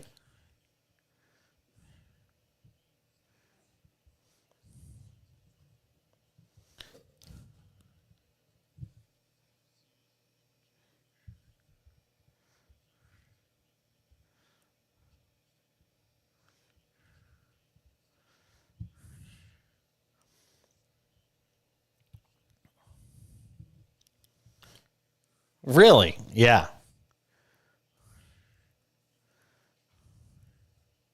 I'll say it again. Their head coach, with that guy, I'll go to battle with that dude any day of the week. Yeah, without question. I mean, he beat a 1 and a 2 seed as an 8 seed as a play-in tournament team. Absolutely. Yes. And I crushed them when they lost. I crushed Jimmy Butler because he was terrible in that first play-in game. It was awful. Caleb Martin had a rough night tonight, too. He's got to give them more in game 2 of this series. All right, Adam Silver on Ja Morant coming up on the other side. I still got Andrew Marchand to get to. We'll do that in the next hour. I'm Jason Page. It's the Cash In on SportsMap Radio.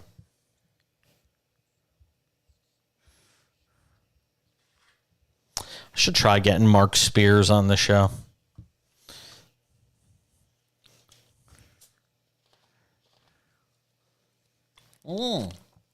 Lucky you.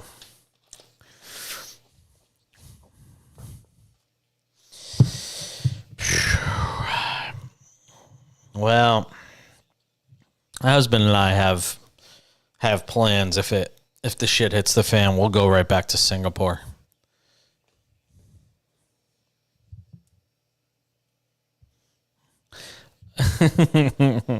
I can do what I want to do from virtually anywhere, though, really. 15 hours. Well, from here, from the west coast of California, they are 15 hours ahead. So from where you are, 13 hours ahead.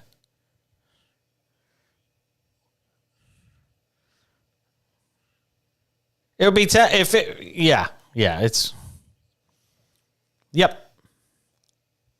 Yep. Morning drive in Singapore. We're close.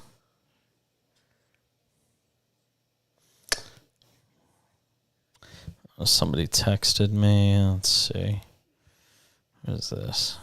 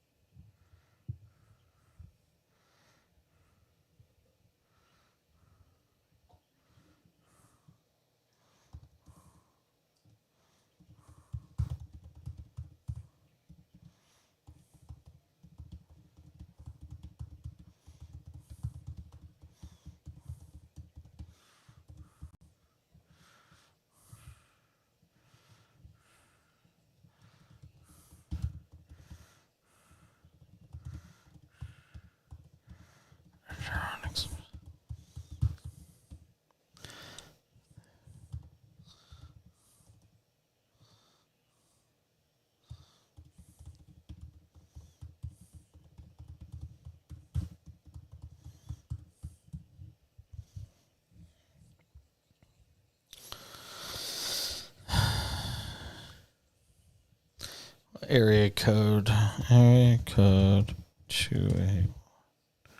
Houston. Somebody texted the show from Houston. 281. I know that. I already checked the area code, dopey. God. I said somebody texted me from Houston. You said, what's the area code? But I did. If I said somebody texted me from Houston, why are you asking me? Oh, okay. Well, now that makes sense. You just weren't paying attention to me. You only get me once a week. I'd think you'd pay attention. What other shows have you been working? The local side or other national shows? Yeah.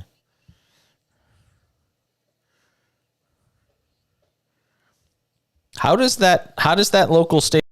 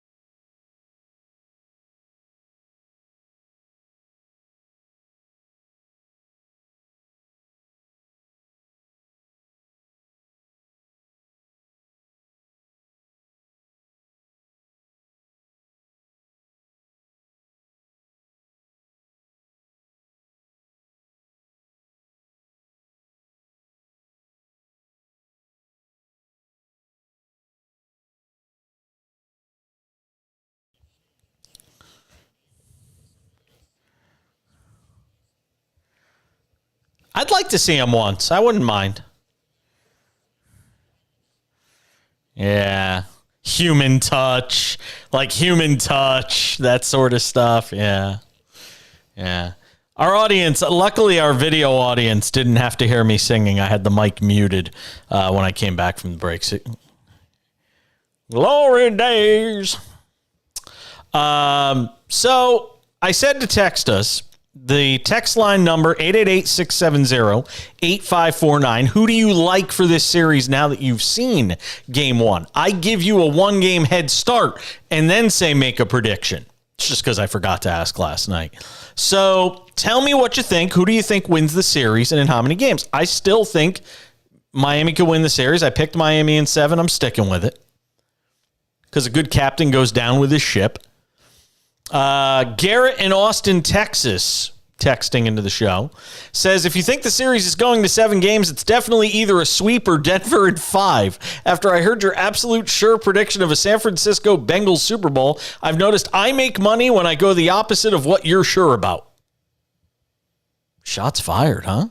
Pew, pew, pew, pew, pew, pew, pew. And then Garrett in Austin says, I have the Heat in 7.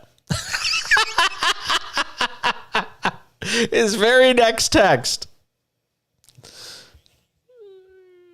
Yeah. Yeah. They didn't get blown out. They lost by 11. And they had a possession to, I think, get it down to like 6 at one point. I think they had the ball with down 9. So, I mean, it's... Look, I texted this to him, and I will say it to everybody else. You count out the Heat at your own peril. They've been counted out the entire postseason. So you count them out. You do so at your own peril. Hit me up on the text line, 888-670-8549. Do you feel any differently about the series? Let me know what you think. So Adam Silver met with the media, this annual press conference that all the the commissioners of leagues do. Roger Goodell does it during the Super Bowl week. Adam Silver does it during NBA Finals week before Game 1. I'm sure Gary Bettman and Rob Manfred do something similar. Oh, there's Mark Spears on TV. I'm going to give him a call, see if he wants to come on the show tomorrow. He's a good buddy of mine. Bay Area dude, too. A very cool cat. Love Mark Spears.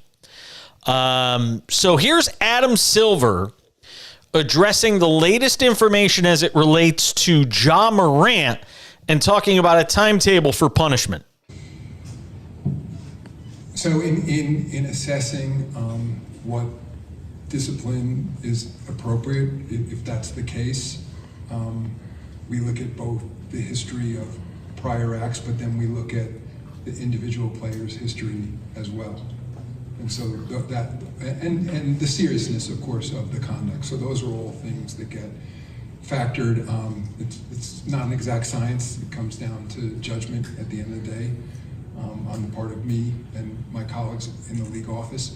In terms of the timing, we've uncovered a fair amount of additional information. I think since I was still asked about the situation, I would say we probably could have brought it to a head now, but we made the decision, and I believe the Players Association agrees with us, that it would be unfair to these players and these teams in the middle of the series to announce the results of that investigation. And given that we're, of course, in the off season, he has now been suspended by the Memphis Grizzlies indefinitely, and so nothing would have changed anyway in the next few weeks. It seemed better to park that at the moment, at least any public announcement.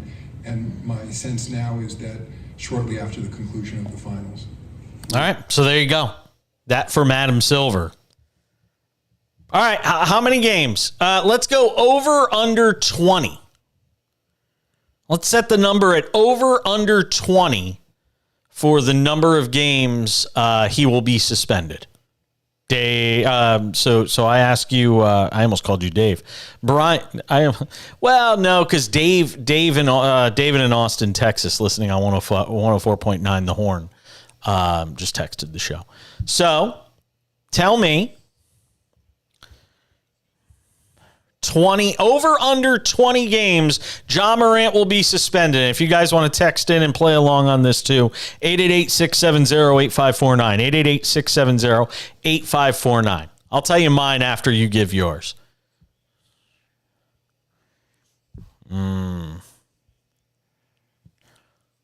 Yeah.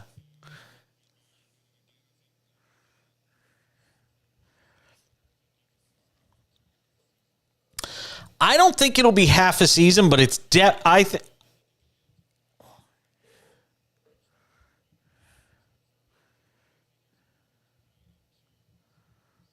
Yeah, I'm going to go 25. I'm going to go 25. It's got 25 is big. I mean, it's a huge amount of money.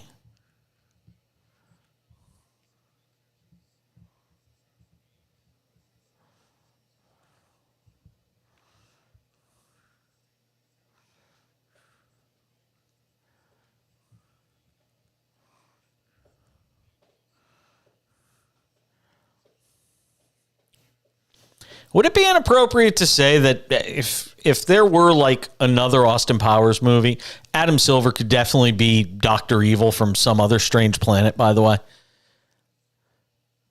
Dude, he's bald and he is like, he's white as a ghost. I can see Slender. I can see Slender Man too. Wow, that dude is, I mean, he looks like the mad scientist.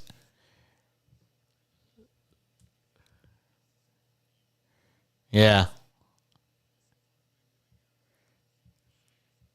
The only thing missing was him at the podium today talking about Ja Morant going,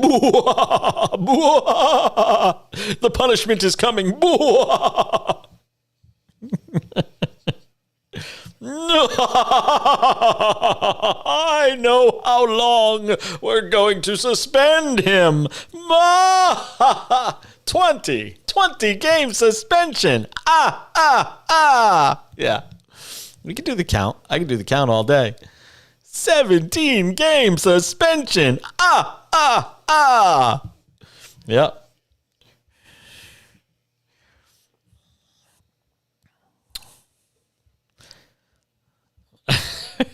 David in Austin, Texas says over 20, by the way. David also asked what was the announcement regarding Twitter. David, we're holding off on that announcement until Monday because there's a couple of things I have to talk about with my business team on that. What is your... Wait a minute. Brian McDonald has a Twitter? You have a Twitter? Do you follow me?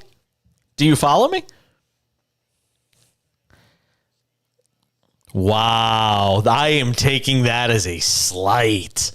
Even Charles Carter is following.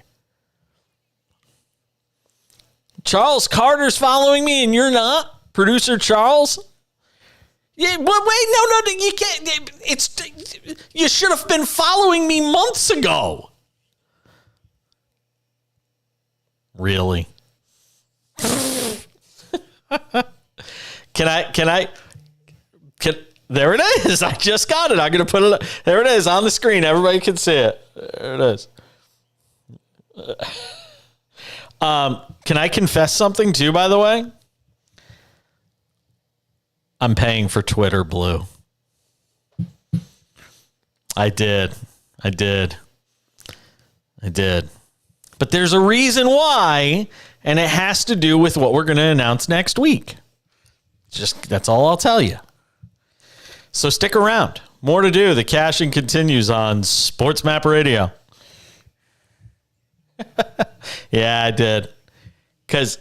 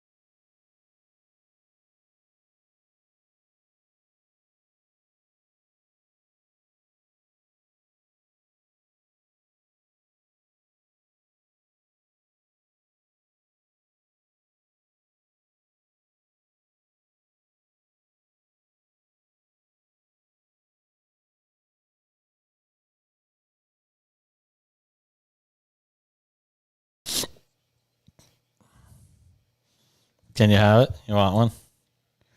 You'll get the air fryer.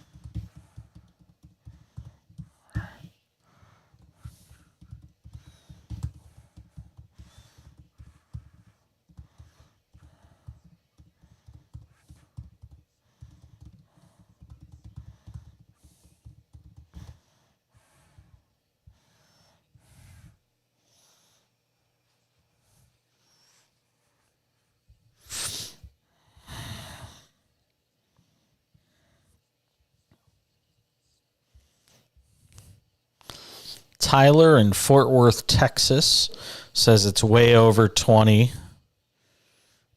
Repeat. He said retreat offender. I think he meant repeat offender.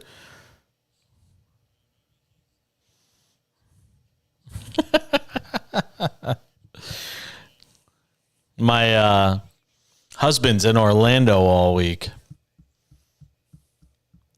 Work conference, yeah. He's there for a work conference. So it's been a week of fending for myself. Oh, yeah. Oh, yeah. You should see. There's just... Looks like a bomb hit this condo.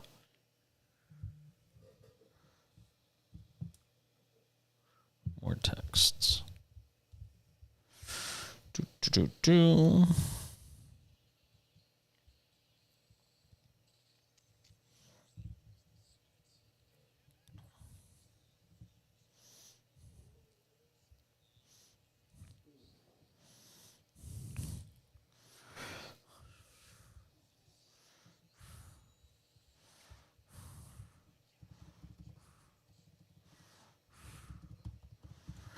Final hour of a Thursday/Friday edition of the show. Friday. Game 2 odds. Yeah, I did. Game 2 odds, Nuggets -9. And I'll tell you right now, I forget waiting for live betting, all this stuff. The Heat are +600 for Game 2. Take them. Take the Heat. Beat the books with the Heat. They're going to win Game 2. I am normally not about betting games in advance. Heat are going to get Game 2. Just telling you, they are +600. No, I am not doing that. That's when you get yourself in all sorts of trouble. We asked the question this hour, end of last hour. We'll continue it in this hour. Tell me over under 20 number of games Ja Morant will be suspended. Over under, I'll set it at 20. How many games will he be suspended? The text line number, 888-670-8549. 888-670-8549. Oh, Linda Cohn's hosting Sports Center tonight. Love Linda Cohn. I once sat next to her at a ESPN Radio New York function, and we were at the same table together, and she's just couldn't be nicer. Love Linda.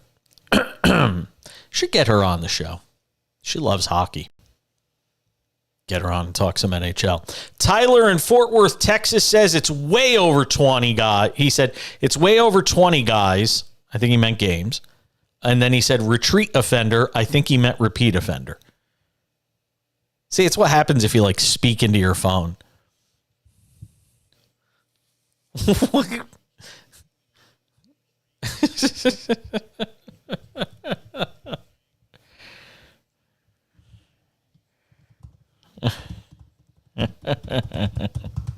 Fair enough. Fair enough. Yeah, we'll see. Sorry, I'm typing stuff into my computer while I host the show. Doesn't that sound great? Me pounding away at the keyboard?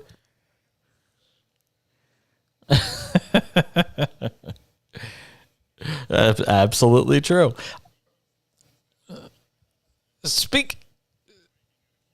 Can you type fast? Are you the two-finger? But you're like two-finger guy, right? You actually know how to type? Like, you don't have to look at the keyboard. Let me tell you, of all the things I would have guessed about you, that would have been the last thing I would have ever guessed.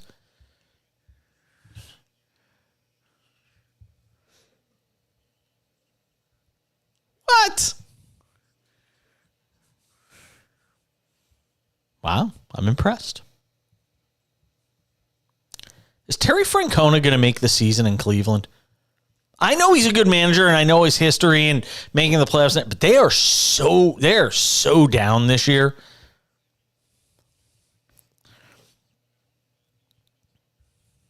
He's had health issues, but he's had health issues and things like that. I just wonder if it gets bad, if they kind of give him a sort of an exit ramp and say, look, we could say it's health related, but we just need a different voice, because that team's really underachieving right now.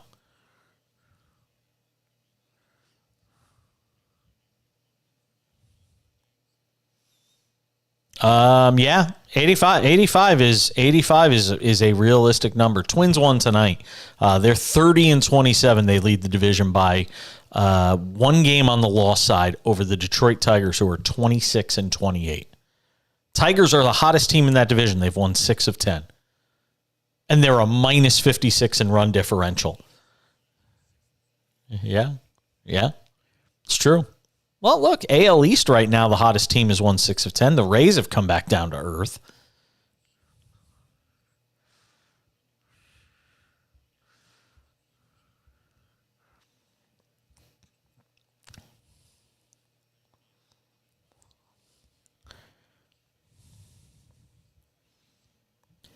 Can I go off on Max Scherzer for a second? Dude, you know what? Everybody in this league has to deal with the pitch clock. Nobody's timing you faster. It's not a faster clock. It's not slower for everybody else. Every stinking pitcher in the league has to deal with a pitch clock, including you, Max Scherzer. Stop whining. Oh, my God. What a whiny... You know what I was going to say. But I mean, my God. Just go out there and pitch. You're making $1 zillion. Go out there and get the job done. Mets, by the way, win today. They beat the Phillies. And he did. But it's yeah, he's arguing with the ump about how many pitches he gets in between innings. My God. Thorny.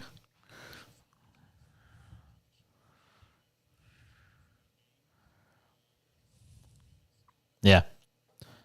7 innings, 9 strikeouts today against the Phillies, who are struggling out of the gate right now. Yeah. But, I mean... Yeah, but also, I mean, Harper didn't start the season with them. That division's still going to be. No, I know. But you're looking at 3. That's going to be a 3-team race still with it. I still think 2 teams will make it to the playoffs out of that division.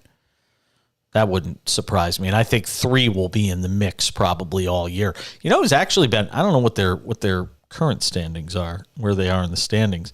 The Marlins were actually playing pretty well in that division. Let me see, where are they? Yeah, 29-28 though. Yeah, that's not terrible. Boy, some of these run differentials on these teams though. Like Miami's 29-28, they're a minus 54. They're not only are they they're 29-28, a minus 54. They're the worst run differential in all of the National League, and they're in third place in the NL East. How the hell does that happen? This is why I always say run differential makes me laugh. I say it every year. Don't tell me about run differential. Because, there's so many times during the year, a team loses 10-1, a team loses 12-2, and sometimes you don't win by those gaudy numbers, and your run differential gets beat up. What? Oh, I'm looking right at it, dude. I'm looking at it. They're minus 195. I said this the other day on the show. I'm convinced they're going to be. Oh, yeah, they're going to be. They're going to win. They're going to win less than 40 games. They're on a pace right now to win less than 40 games. And I'll do you one better. I will be willing to bet there are AAA teams that are better than the Oakland A's.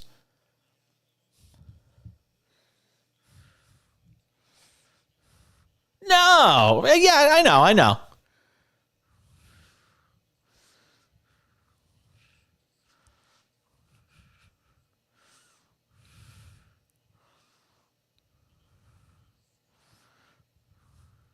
They really are. No, that is a...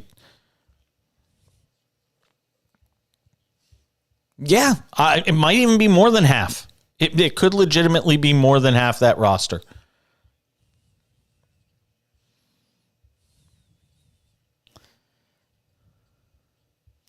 Text from, let's see here. This is Jerry in Louisville, Texas. Says he believes over 20 on the Ja Morant. Yeah. If I had said it, if I had set the number at 25, I think the debate would be a little different.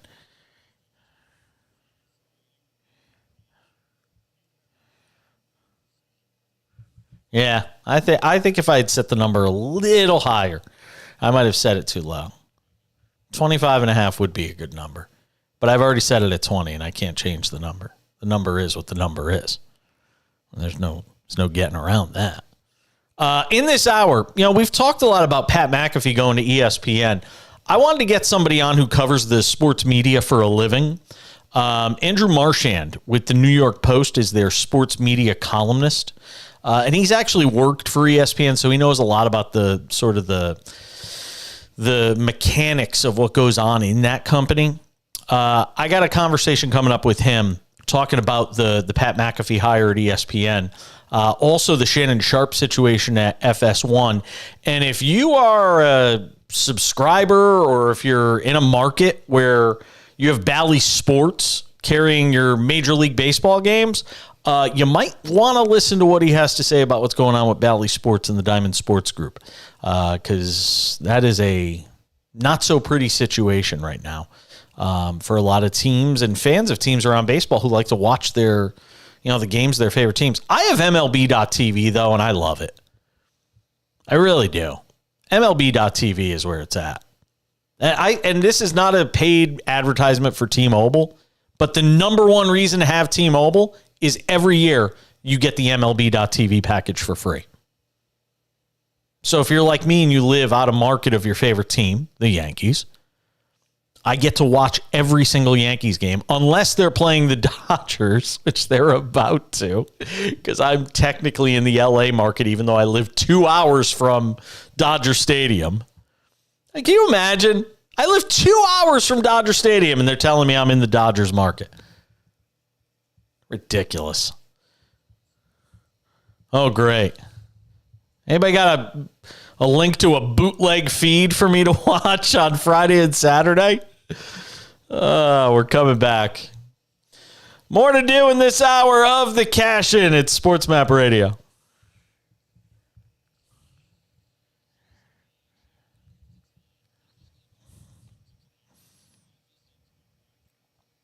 Oh, I get blacked out on Angels and Dodgers. Yeah. Doesn't matter. And YouTube TV doesn't carry the Dodgers and Angels sports channels, the local sports channels.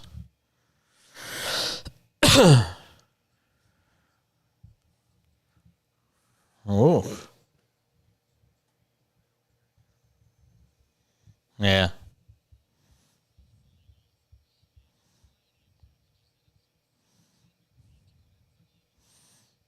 Filet mignons. Go get me a filet mignon. I gotta stand up.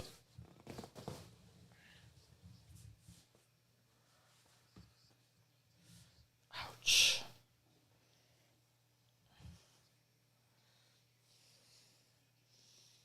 Mm.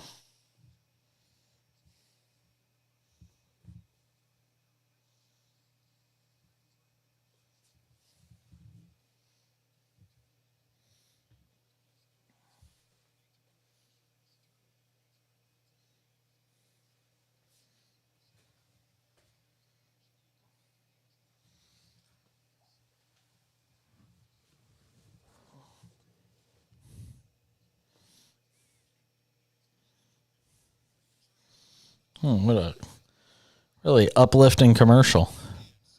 If you die,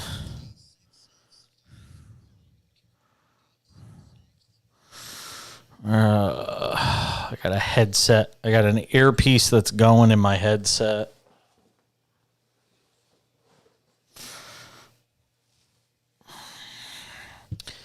Yeah, I've had it for about 2.5 years, 3 years.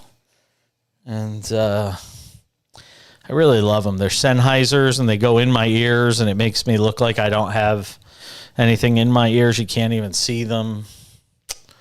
But unfortunately, I think they're on their last leg. As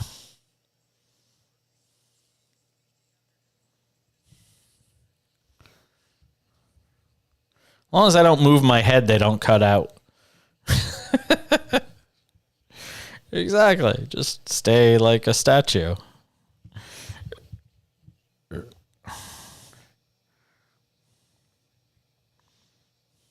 Sacked by BMAC is now following you. What'd you think of Night of Champions? I didn't watch it. I just saw the highlights.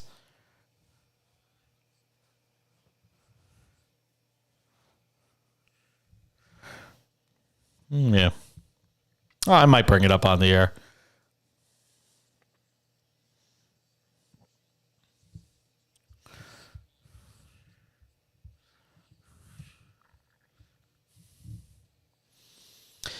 Thanks for being with us.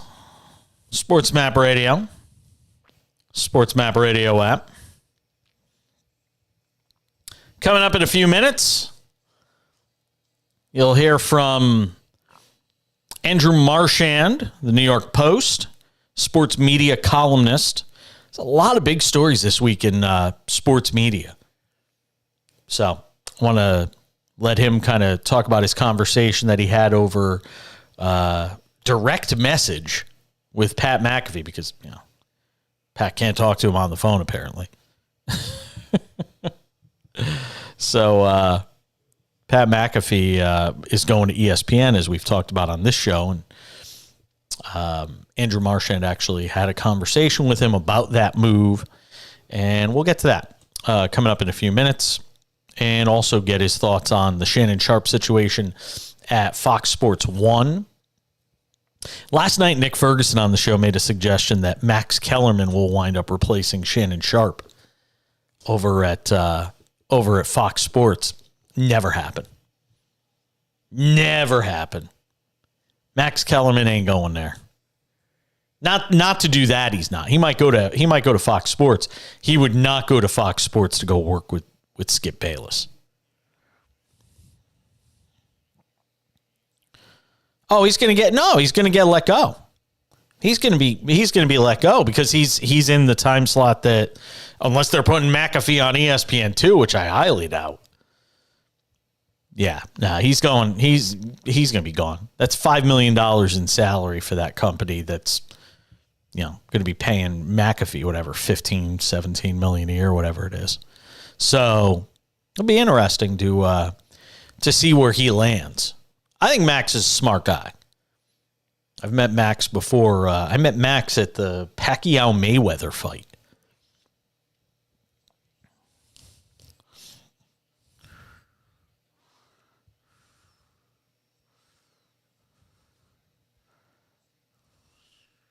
Oh, yeah.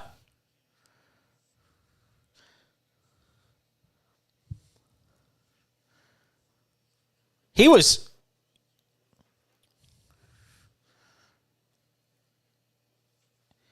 You know what Kellerman's was really good at? He was good on the Rocky Balboa fight against Antonio Tarver. He was really good on that fight. Guy nailed it. No? Nobody? All right. Fair enough. Yeah, I actually like This Just In. I actually think it's a pretty good show. I think...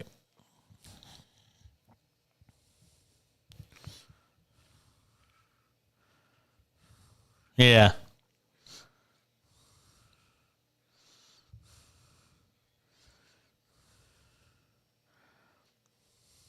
Lampley's a good dude. I can get Lampley on anytime. Jim loves to talk. Lampley. I can get Lampley. I can get Chris Myers. Well, let me tell you, Jason. Myers is great. Myers is great.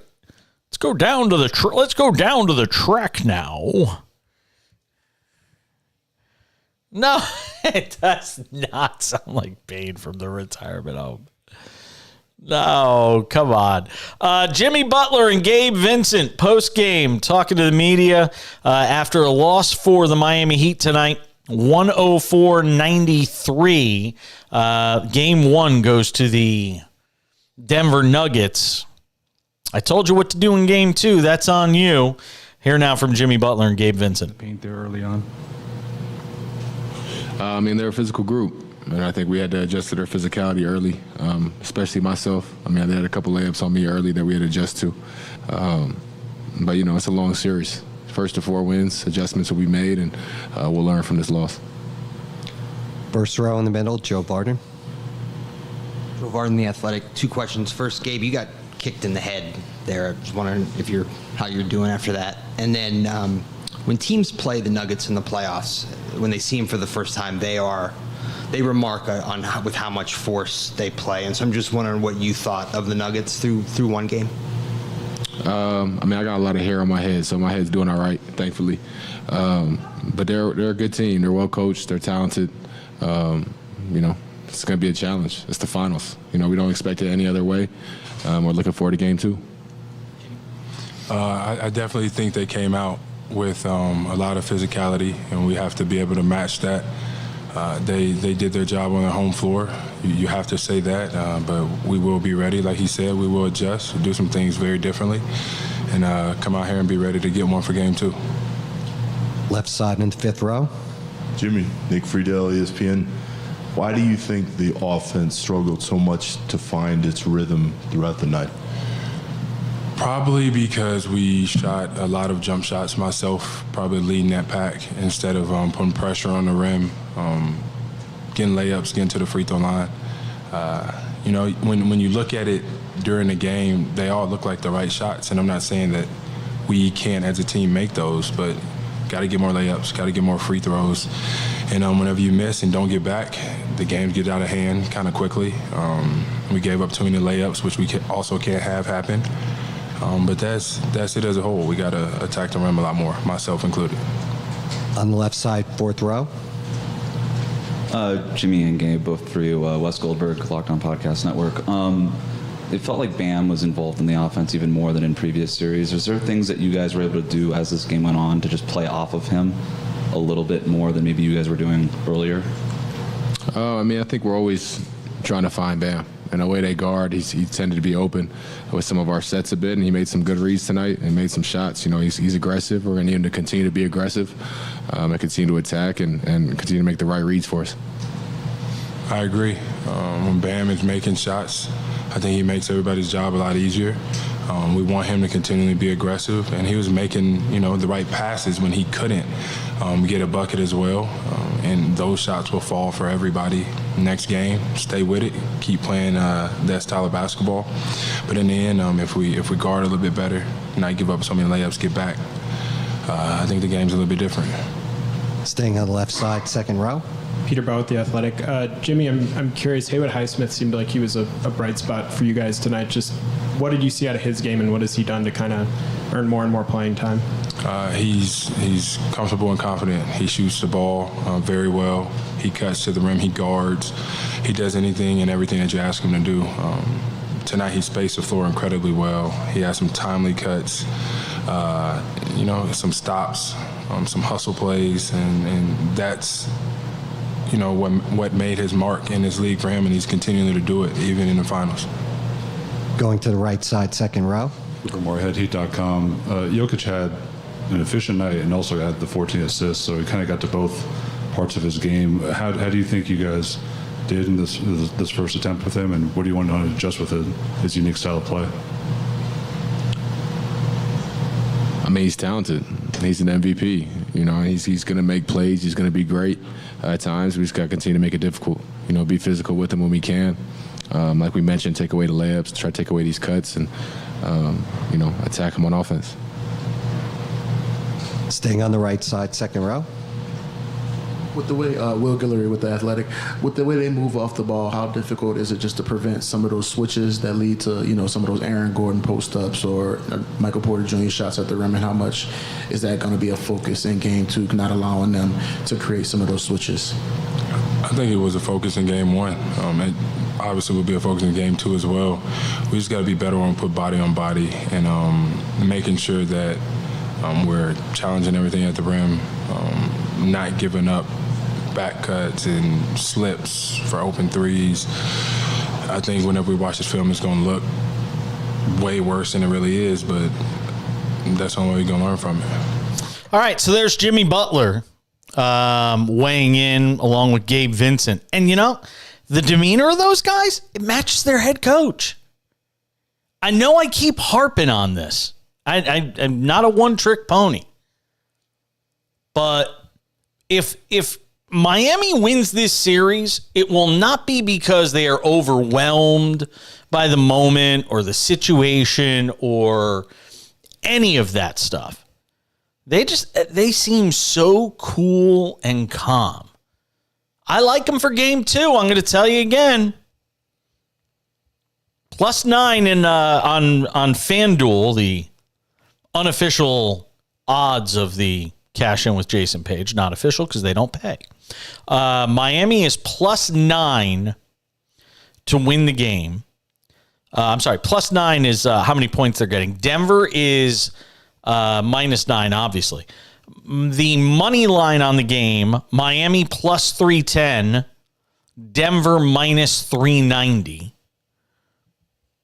And the odds to win the series right now, Miami +550 and Denver -800. So that's where we are after game one of the series. All right. Andrew Marchand, New York Post, sports media columnist on the other side. I'm Pat McAfee, Shannon Sharp, and the issues with Bally Sports next on the Cash In. Cool.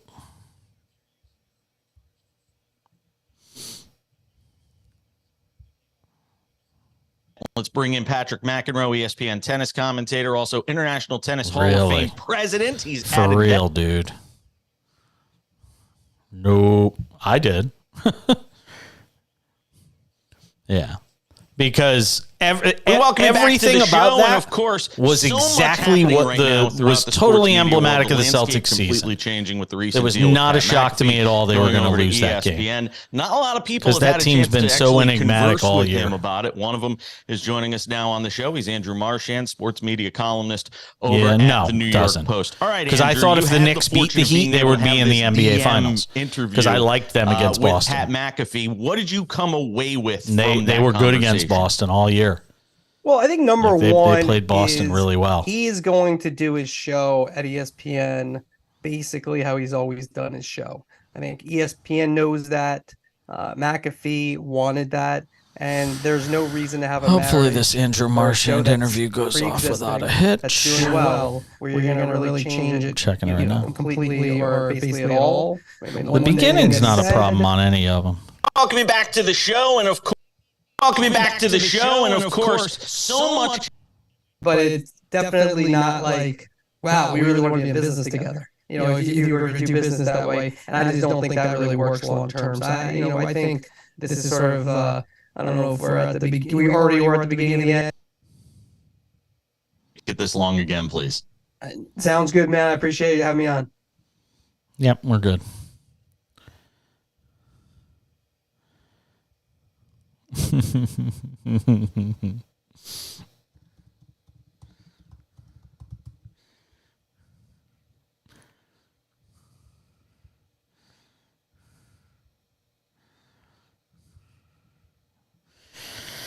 Yeah, those folks at I feel bad for those people at ESPN, man.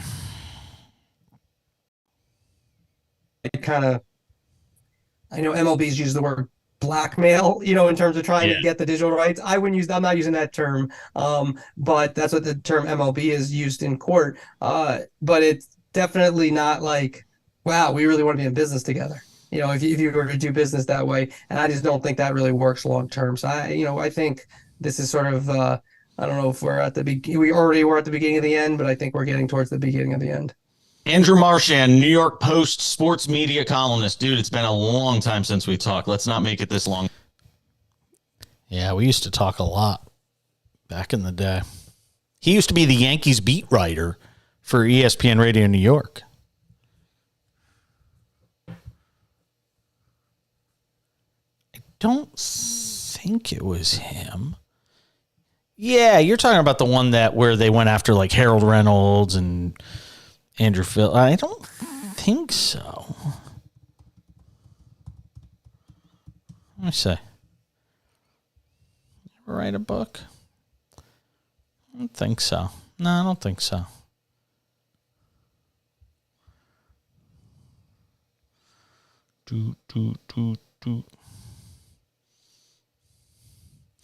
It's a cruel, cruel, cruel summer. Leaving me here on my own. It's a cruel, cruel, cruel summer.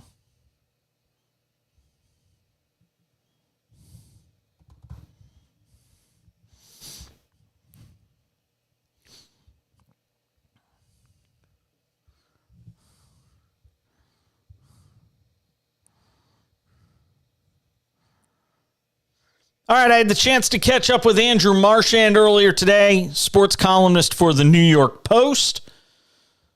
Talking about Pat McAfee, talking about Shannon Sharp, and the Bally Sports debacle. We welcome you back to the show, and of course, so much happening right now throughout the sports media world. The landscape completely changing with the recent deal with Pat McAfee going over to ESPN. Not a lot of people have had a chance to actually converse with him about it. One of them is joining us now on the show. He's Andrew Marchand, sports media columnist over at the New York Post. All right, Andrew, you had the fortune of being able to have this DM interview with Pat McAfee. What did you come away with from that conversation? Well, I think number one is he is going to do his show at ESPN basically how he's always done his show. I think ESPN knows that. McAfee wanted that.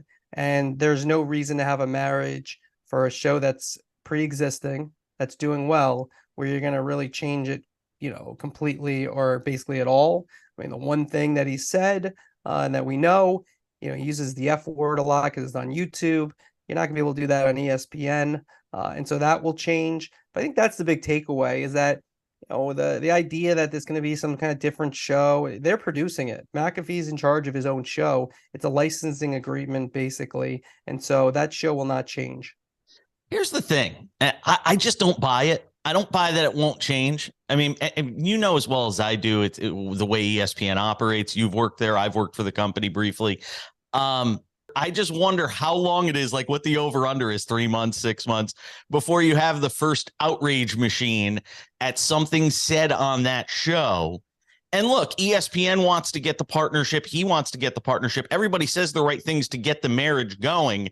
But then once they find out who each other really are, I wonder if at the end of the day, this thing can work. Well, I think your overall point might be accurate. I don't know if I agree with the premise though. So, will the marriage of ESPN and McAfee work? I'm not, for 5 years, a 5-year deal for around $85 million. I reported. Pat did not confirm. He said that's an interesting number. It's also an accurate number. But I think this is what I think, and I've talked to Pat a few times now, DM'd with him a few times. I don't know Pat. I've watched him, but he's not really a controversial talk show host. When people have gotten in trouble at ESPN, when it really hasn't worked, mostly it's been political stuff that's been off the air where they get suspended or that. And, have they been up and down in terms of managing some of their bigger stars? Yeah, I would say so. And do I think it's hard to be edgy at ESPN? I'd say so as well.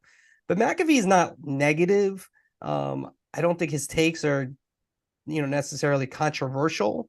And I think, Stephen A. has apologized a number of times about things he said, in the heat of the moment. You've done live shows forever. And you say things sometimes you're like, oh, and you do that. And so I don't really foresee that aspect of it. I do think in the control aspect of it, there could possibly be friction, but I do think ESPN's intent is to be as hands-off as possible, let him do his thing, understanding what he does and, wanting that for ESPN as it goes into its next phase. What does it say to you about the overall shift or change of the landscape at ESPN with Jimmy Pitaro and what they're doing over there to bring in a McAfee? It probably means the end for Max Kellerman on some level. We know all the layoffs that have taken place. What do you think this says about the overall shift in direction, if there is one? Well, I think that Jimmy Pitaro, he's a big Yankee fan, had a dog named Pags. At one point for Mike Pagliarulo. Wait a minute. Of all the Yankee players you're going to name your dog after, you named him after Pags, who can barely hit? Pags is pretty good. I don't know. Jimmy Pitaro's in his 50s. That was probably a sweet spot in the 80s. All right. So be like me naming my dog Kevin Moss or something. I don't know. Yeah, I mean, look, I actually like Pags. I think I actually kind of like that. I mean, you go Jeter. That's what a lot of people would go. All right. Mo, maybe. I have a dog named Mo, but it's not after Mariano Rivera. I've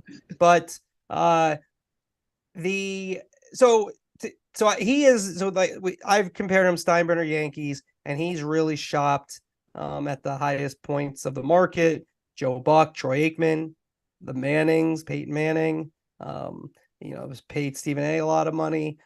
He's investing in the stars, the middle class at ESPN. Those are the ones that hasn't been. It's not going to be as good for going forward. So this kind of goes to that blueprint, and it's also to the stars getting the money. And so I think that's what you're seeing here. We heard the news on Wednesday night that Shannon Sharpe is reportedly leaving. One of your colleagues, Ryan Glass-Steagall, broke it over at New York Post about the fact that Shannon Sharpe is going to be leaving FS1's Undisputed, where he's been with Skip Bayless, I think, for the last 8 years. What does it say about that power dynamic that, it was Shannon ultimately that decided to sort of walk away? And what does it mean for the future of that show? If it were me, I'd blow the whole thing up at this point. I think the Bayless thing is tired. I think there are so many other great young talented people out there, and Fox Sports could use this thing as an incubator for other talent. What does it say to you that Shannon has decided to depart? We know there's been friction between the two and the overall direction now with that show and that time slot over at FS1. Well, I mean, I think ultimately when you look at it, that show does pretty well. And so I don't think they're going to change things. I think that, yeah, you're right. It's hard to develop a new show, new stars. And I know people get on Skip Bayless. I've gotten on Skip Bayless years ago when Cold Pizza became First Take. Yes. They, at that point, cut Skip Bayless's time in half. And then I wrote that all they have to do now is work on the other half. And so, but that was years and years ago. decades now. So it's very popular to rip on Skip, and deservingly so. Like his LeBron takes are ridiculous, in my opinion. And some other takes, they're just kind of contrarian purposes. That said, people like it. That friction in the morning. We can talk about, well, there should be other types of sports programming on. It's proven that people rather have people yelling at each other. I mean, that's one of the things McAfee talks about. He wants to change the environment a little bit and be a little more positive and have a little bit less, GOAT talk, Rushmore talk, and more just a celebration of athletes a little bit more. Yeah, I mean, I could see your point on that. I just don't think that's happening. There's a whole bunch of MLB teams linked to this Bally Sports regional deal. Diamond Sports basically owns Bally Sports. They missed a payment to the Padres. That deal's gone south now. MLB's taken over production of the Padre games. Is this the beginning of this for a lot of teams? Because I know there's like half the league is linked to Diamond Sports. Is this going to be the last one they could afford to make a payment to? Or was it just that the Padres deal was so exorbitant that they just simply buckled under it and couldn't afford to make those payments given the finances of the company? I think this is probably the beginning of the end. I mean, Bally Sports play, it seems, is to try to force MLB to give them the digital rights to these teams so they can try to really make their direct to consumer business work. MLB does not want to do that. It doesn't seem like a good marriage. So I think once they see like MLB is not budging, they're not just going to give them the digital rights. I think this thing unravels. How quickly, we'll see. But the Padres, I think at a slightly reduced rate, they probably could have kept the payments going. Nothing changes, and then Sinclair Diamond Sports gets the digital rights. I don't think that marriage works personally, just on like on a macro level when you look at it. If you're I know MLB's used the word blackmail, in terms of trying to get the digital rights. I'm not using that term. But that's what the term MLB is used in court. But it's definitely not like, wow, we really want to be in business together. If you were to do business that way, and I just don't think that really works long term. So I think this is sort of, I don't know if we're at the we already were at the beginning of the end, but I think we're getting towards the beginning of the end. Andrew Marchand, New York Post sports media columnist. Dude, it's been a long time since we talked. Let's not make it this long again, please. Sounds good, man. I appreciate you having me on.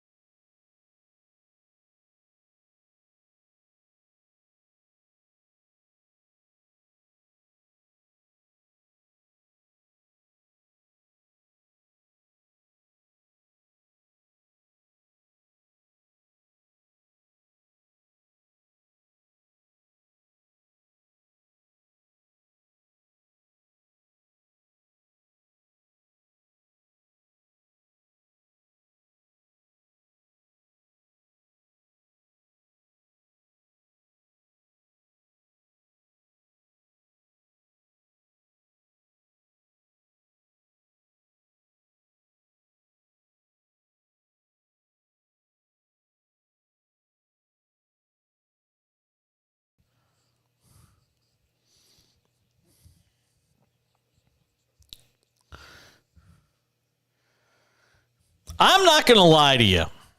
I thought Joey Gallo would be better than 188 at this point in the season. And I know I might be in the minority on this. But am I? I thought with the shift going away, I thought, getting out of New York, a place like Minnesota where the media is like, I thought he would do better than this. And instead, he's hitting 188 on the season with 11 home runs, 23 RBI. In 138 at-bats, he has struck out 62 times. He's going to strike out 200 times if he plays the whole year. And he struck out 60. He struck out 62 times in 46 games. Wow. That's bad. He's 2 for his last 20, something like that. Yeah, he's 2 for his last 20. With, oh my God, he's 2 for his last 20? I'll do you one better. With 14 strikeouts. Wow, that's going through it. That is going through it, man. They still leave him in the lineup. Yeesh. Ay. Been a rough year for Joey Gallo. Really rough year. So, I didn't watch the WWE pay-per-view, and Brian is our resident wrestling geek, booger eater. Take your choice. Take your names on it.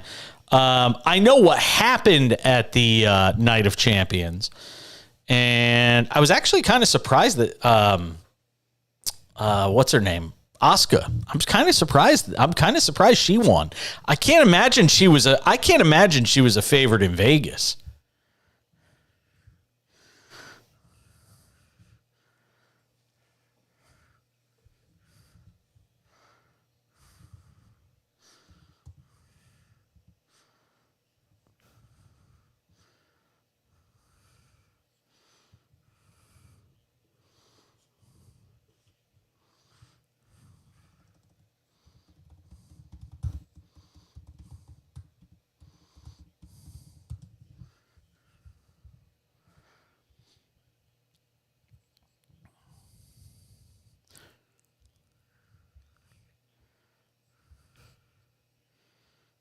Yeah, I was trying to see what some of the other.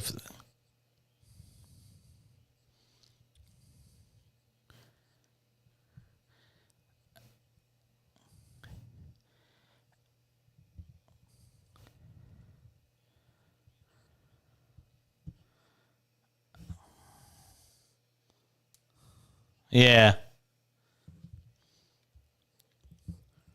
There were I can't remember the last time you had 2 upsets from a betting standpoint on a pay-per-view. Trish Stratus.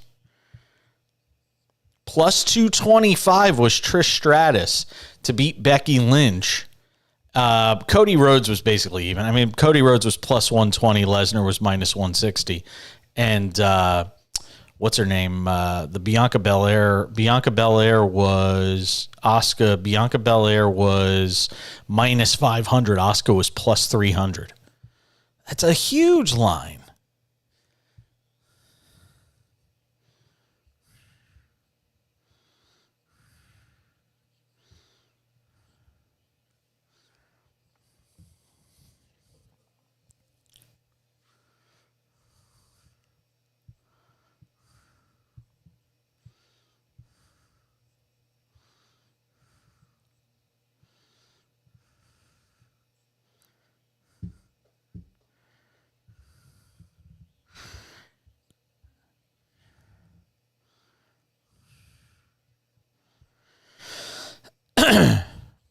Cody, I wonder. I mean, I don't know what they're doing with Cody Rhodes. Like, is it just trying to stretch out the journey and the story?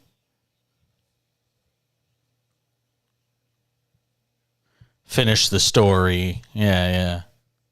Yeah.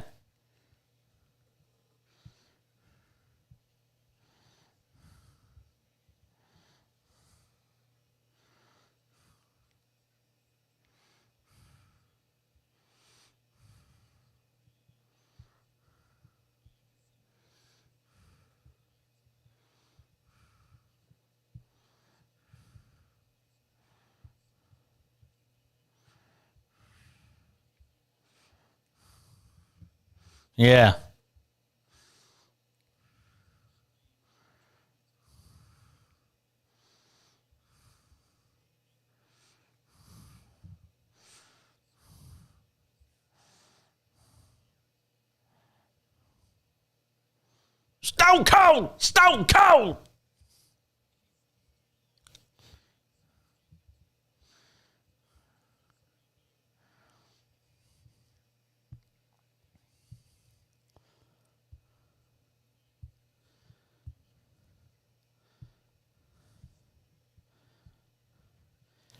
Have I seen correctly, by the way, is Randy Orton done?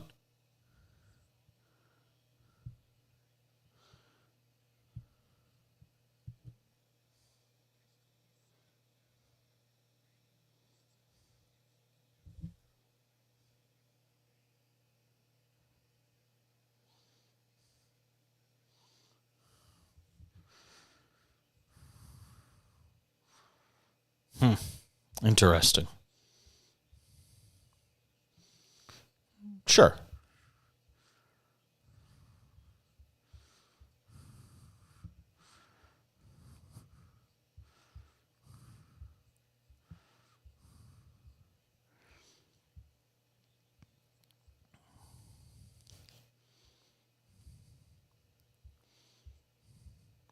A couple of quick notes to finish the show. One, Nick Nurse, introduced today as the new head coach of the Philadelphia 76ers, says his pitch to James Harden is about winning. If you want to win, you're going to be here. The thing Nick Nurse left out of that is if you want to win championships, you should be here. It just boggles my mind. That team, we've seen it now. I mean, we know what the ceiling is for that group. Changing the head coach, as much as I'm not a Doc Rivers guy, changing the messenger in this is not going to be the answer. It's going to have to happen from a player personnel standpoint. It's on Daryl Morey. It's on Daryl Morey as much as it's on Doc Rivers. Yeah.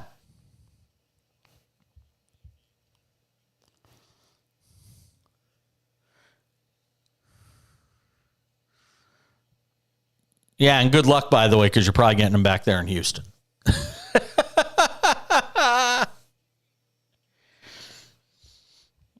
Yep. You're going to bed with that one tonight. DeAndre Hopkins supposedly wants to play for the Houston Texans?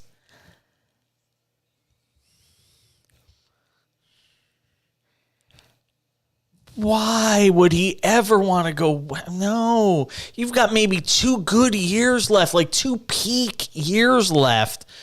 Why are you spending them in Houston is beyond me. Yeah. I hope it's not the case. I'd like to go see him somewhere where he could actually make a real difference in terms of wins and losses. And you heard us talk to Andrew Marchand about this whole debacle involving Bally Sports. It actually gets worse in the Diamond Sports Group situation because a judge today a judge in Houston, a bankruptcy judge, ruled in favor of Major League Baseball and 4 of its teams, forcing Diamond Sports Group to fully pay the contracts that had been in question to the Twins, the Guardians, the Diamondbacks, and hello to our friends listening in Dallas-Fort Worth on the Freak, the Texas Rangers as well. They wanted to pay less than what the current deals call for. It's not going to happen. And if they can't make full payments to those teams, Twins, Guardians, Diamondbacks, Texas Rangers, those teams could very well wind up doing what San Diego did, and that is cutting loose from Bally Sports and then just launching their own, sort of pay-per-view sort of thing, option where you can just pay to watch their games. It's going to do it. We're out of time. Brian, it was fun working with you, my man. I miss you. Yeah, Brian McDonald, producer, engineer. I'm Jason Page. That's the Cash In on SportsMap Radio. We'll see you on Friday. Bye. Thanks. Send me the final hour. What?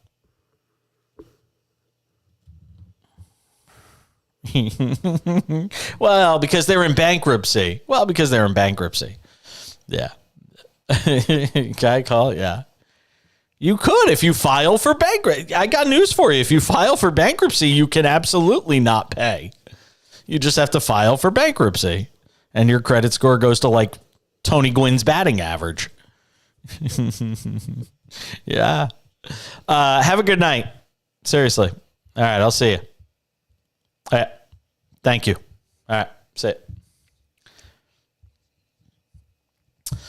And that does it for us on the video side as well. Thank you for watching. Thank you for listening. We are back tomorrow at 10 p.m. Eastern, 7 p.m. Pacific on SportsMap Radio and the SportsMap Radio app. Always appreciate you guys checking out the show. We will have news Monday on what we're doing on Twitter. I will tell you all about that on Monday. Got to work out a few final wrinkles in it, but we will have that for you on Monday. Thanks again for watching. I'm Jason. Have a great night.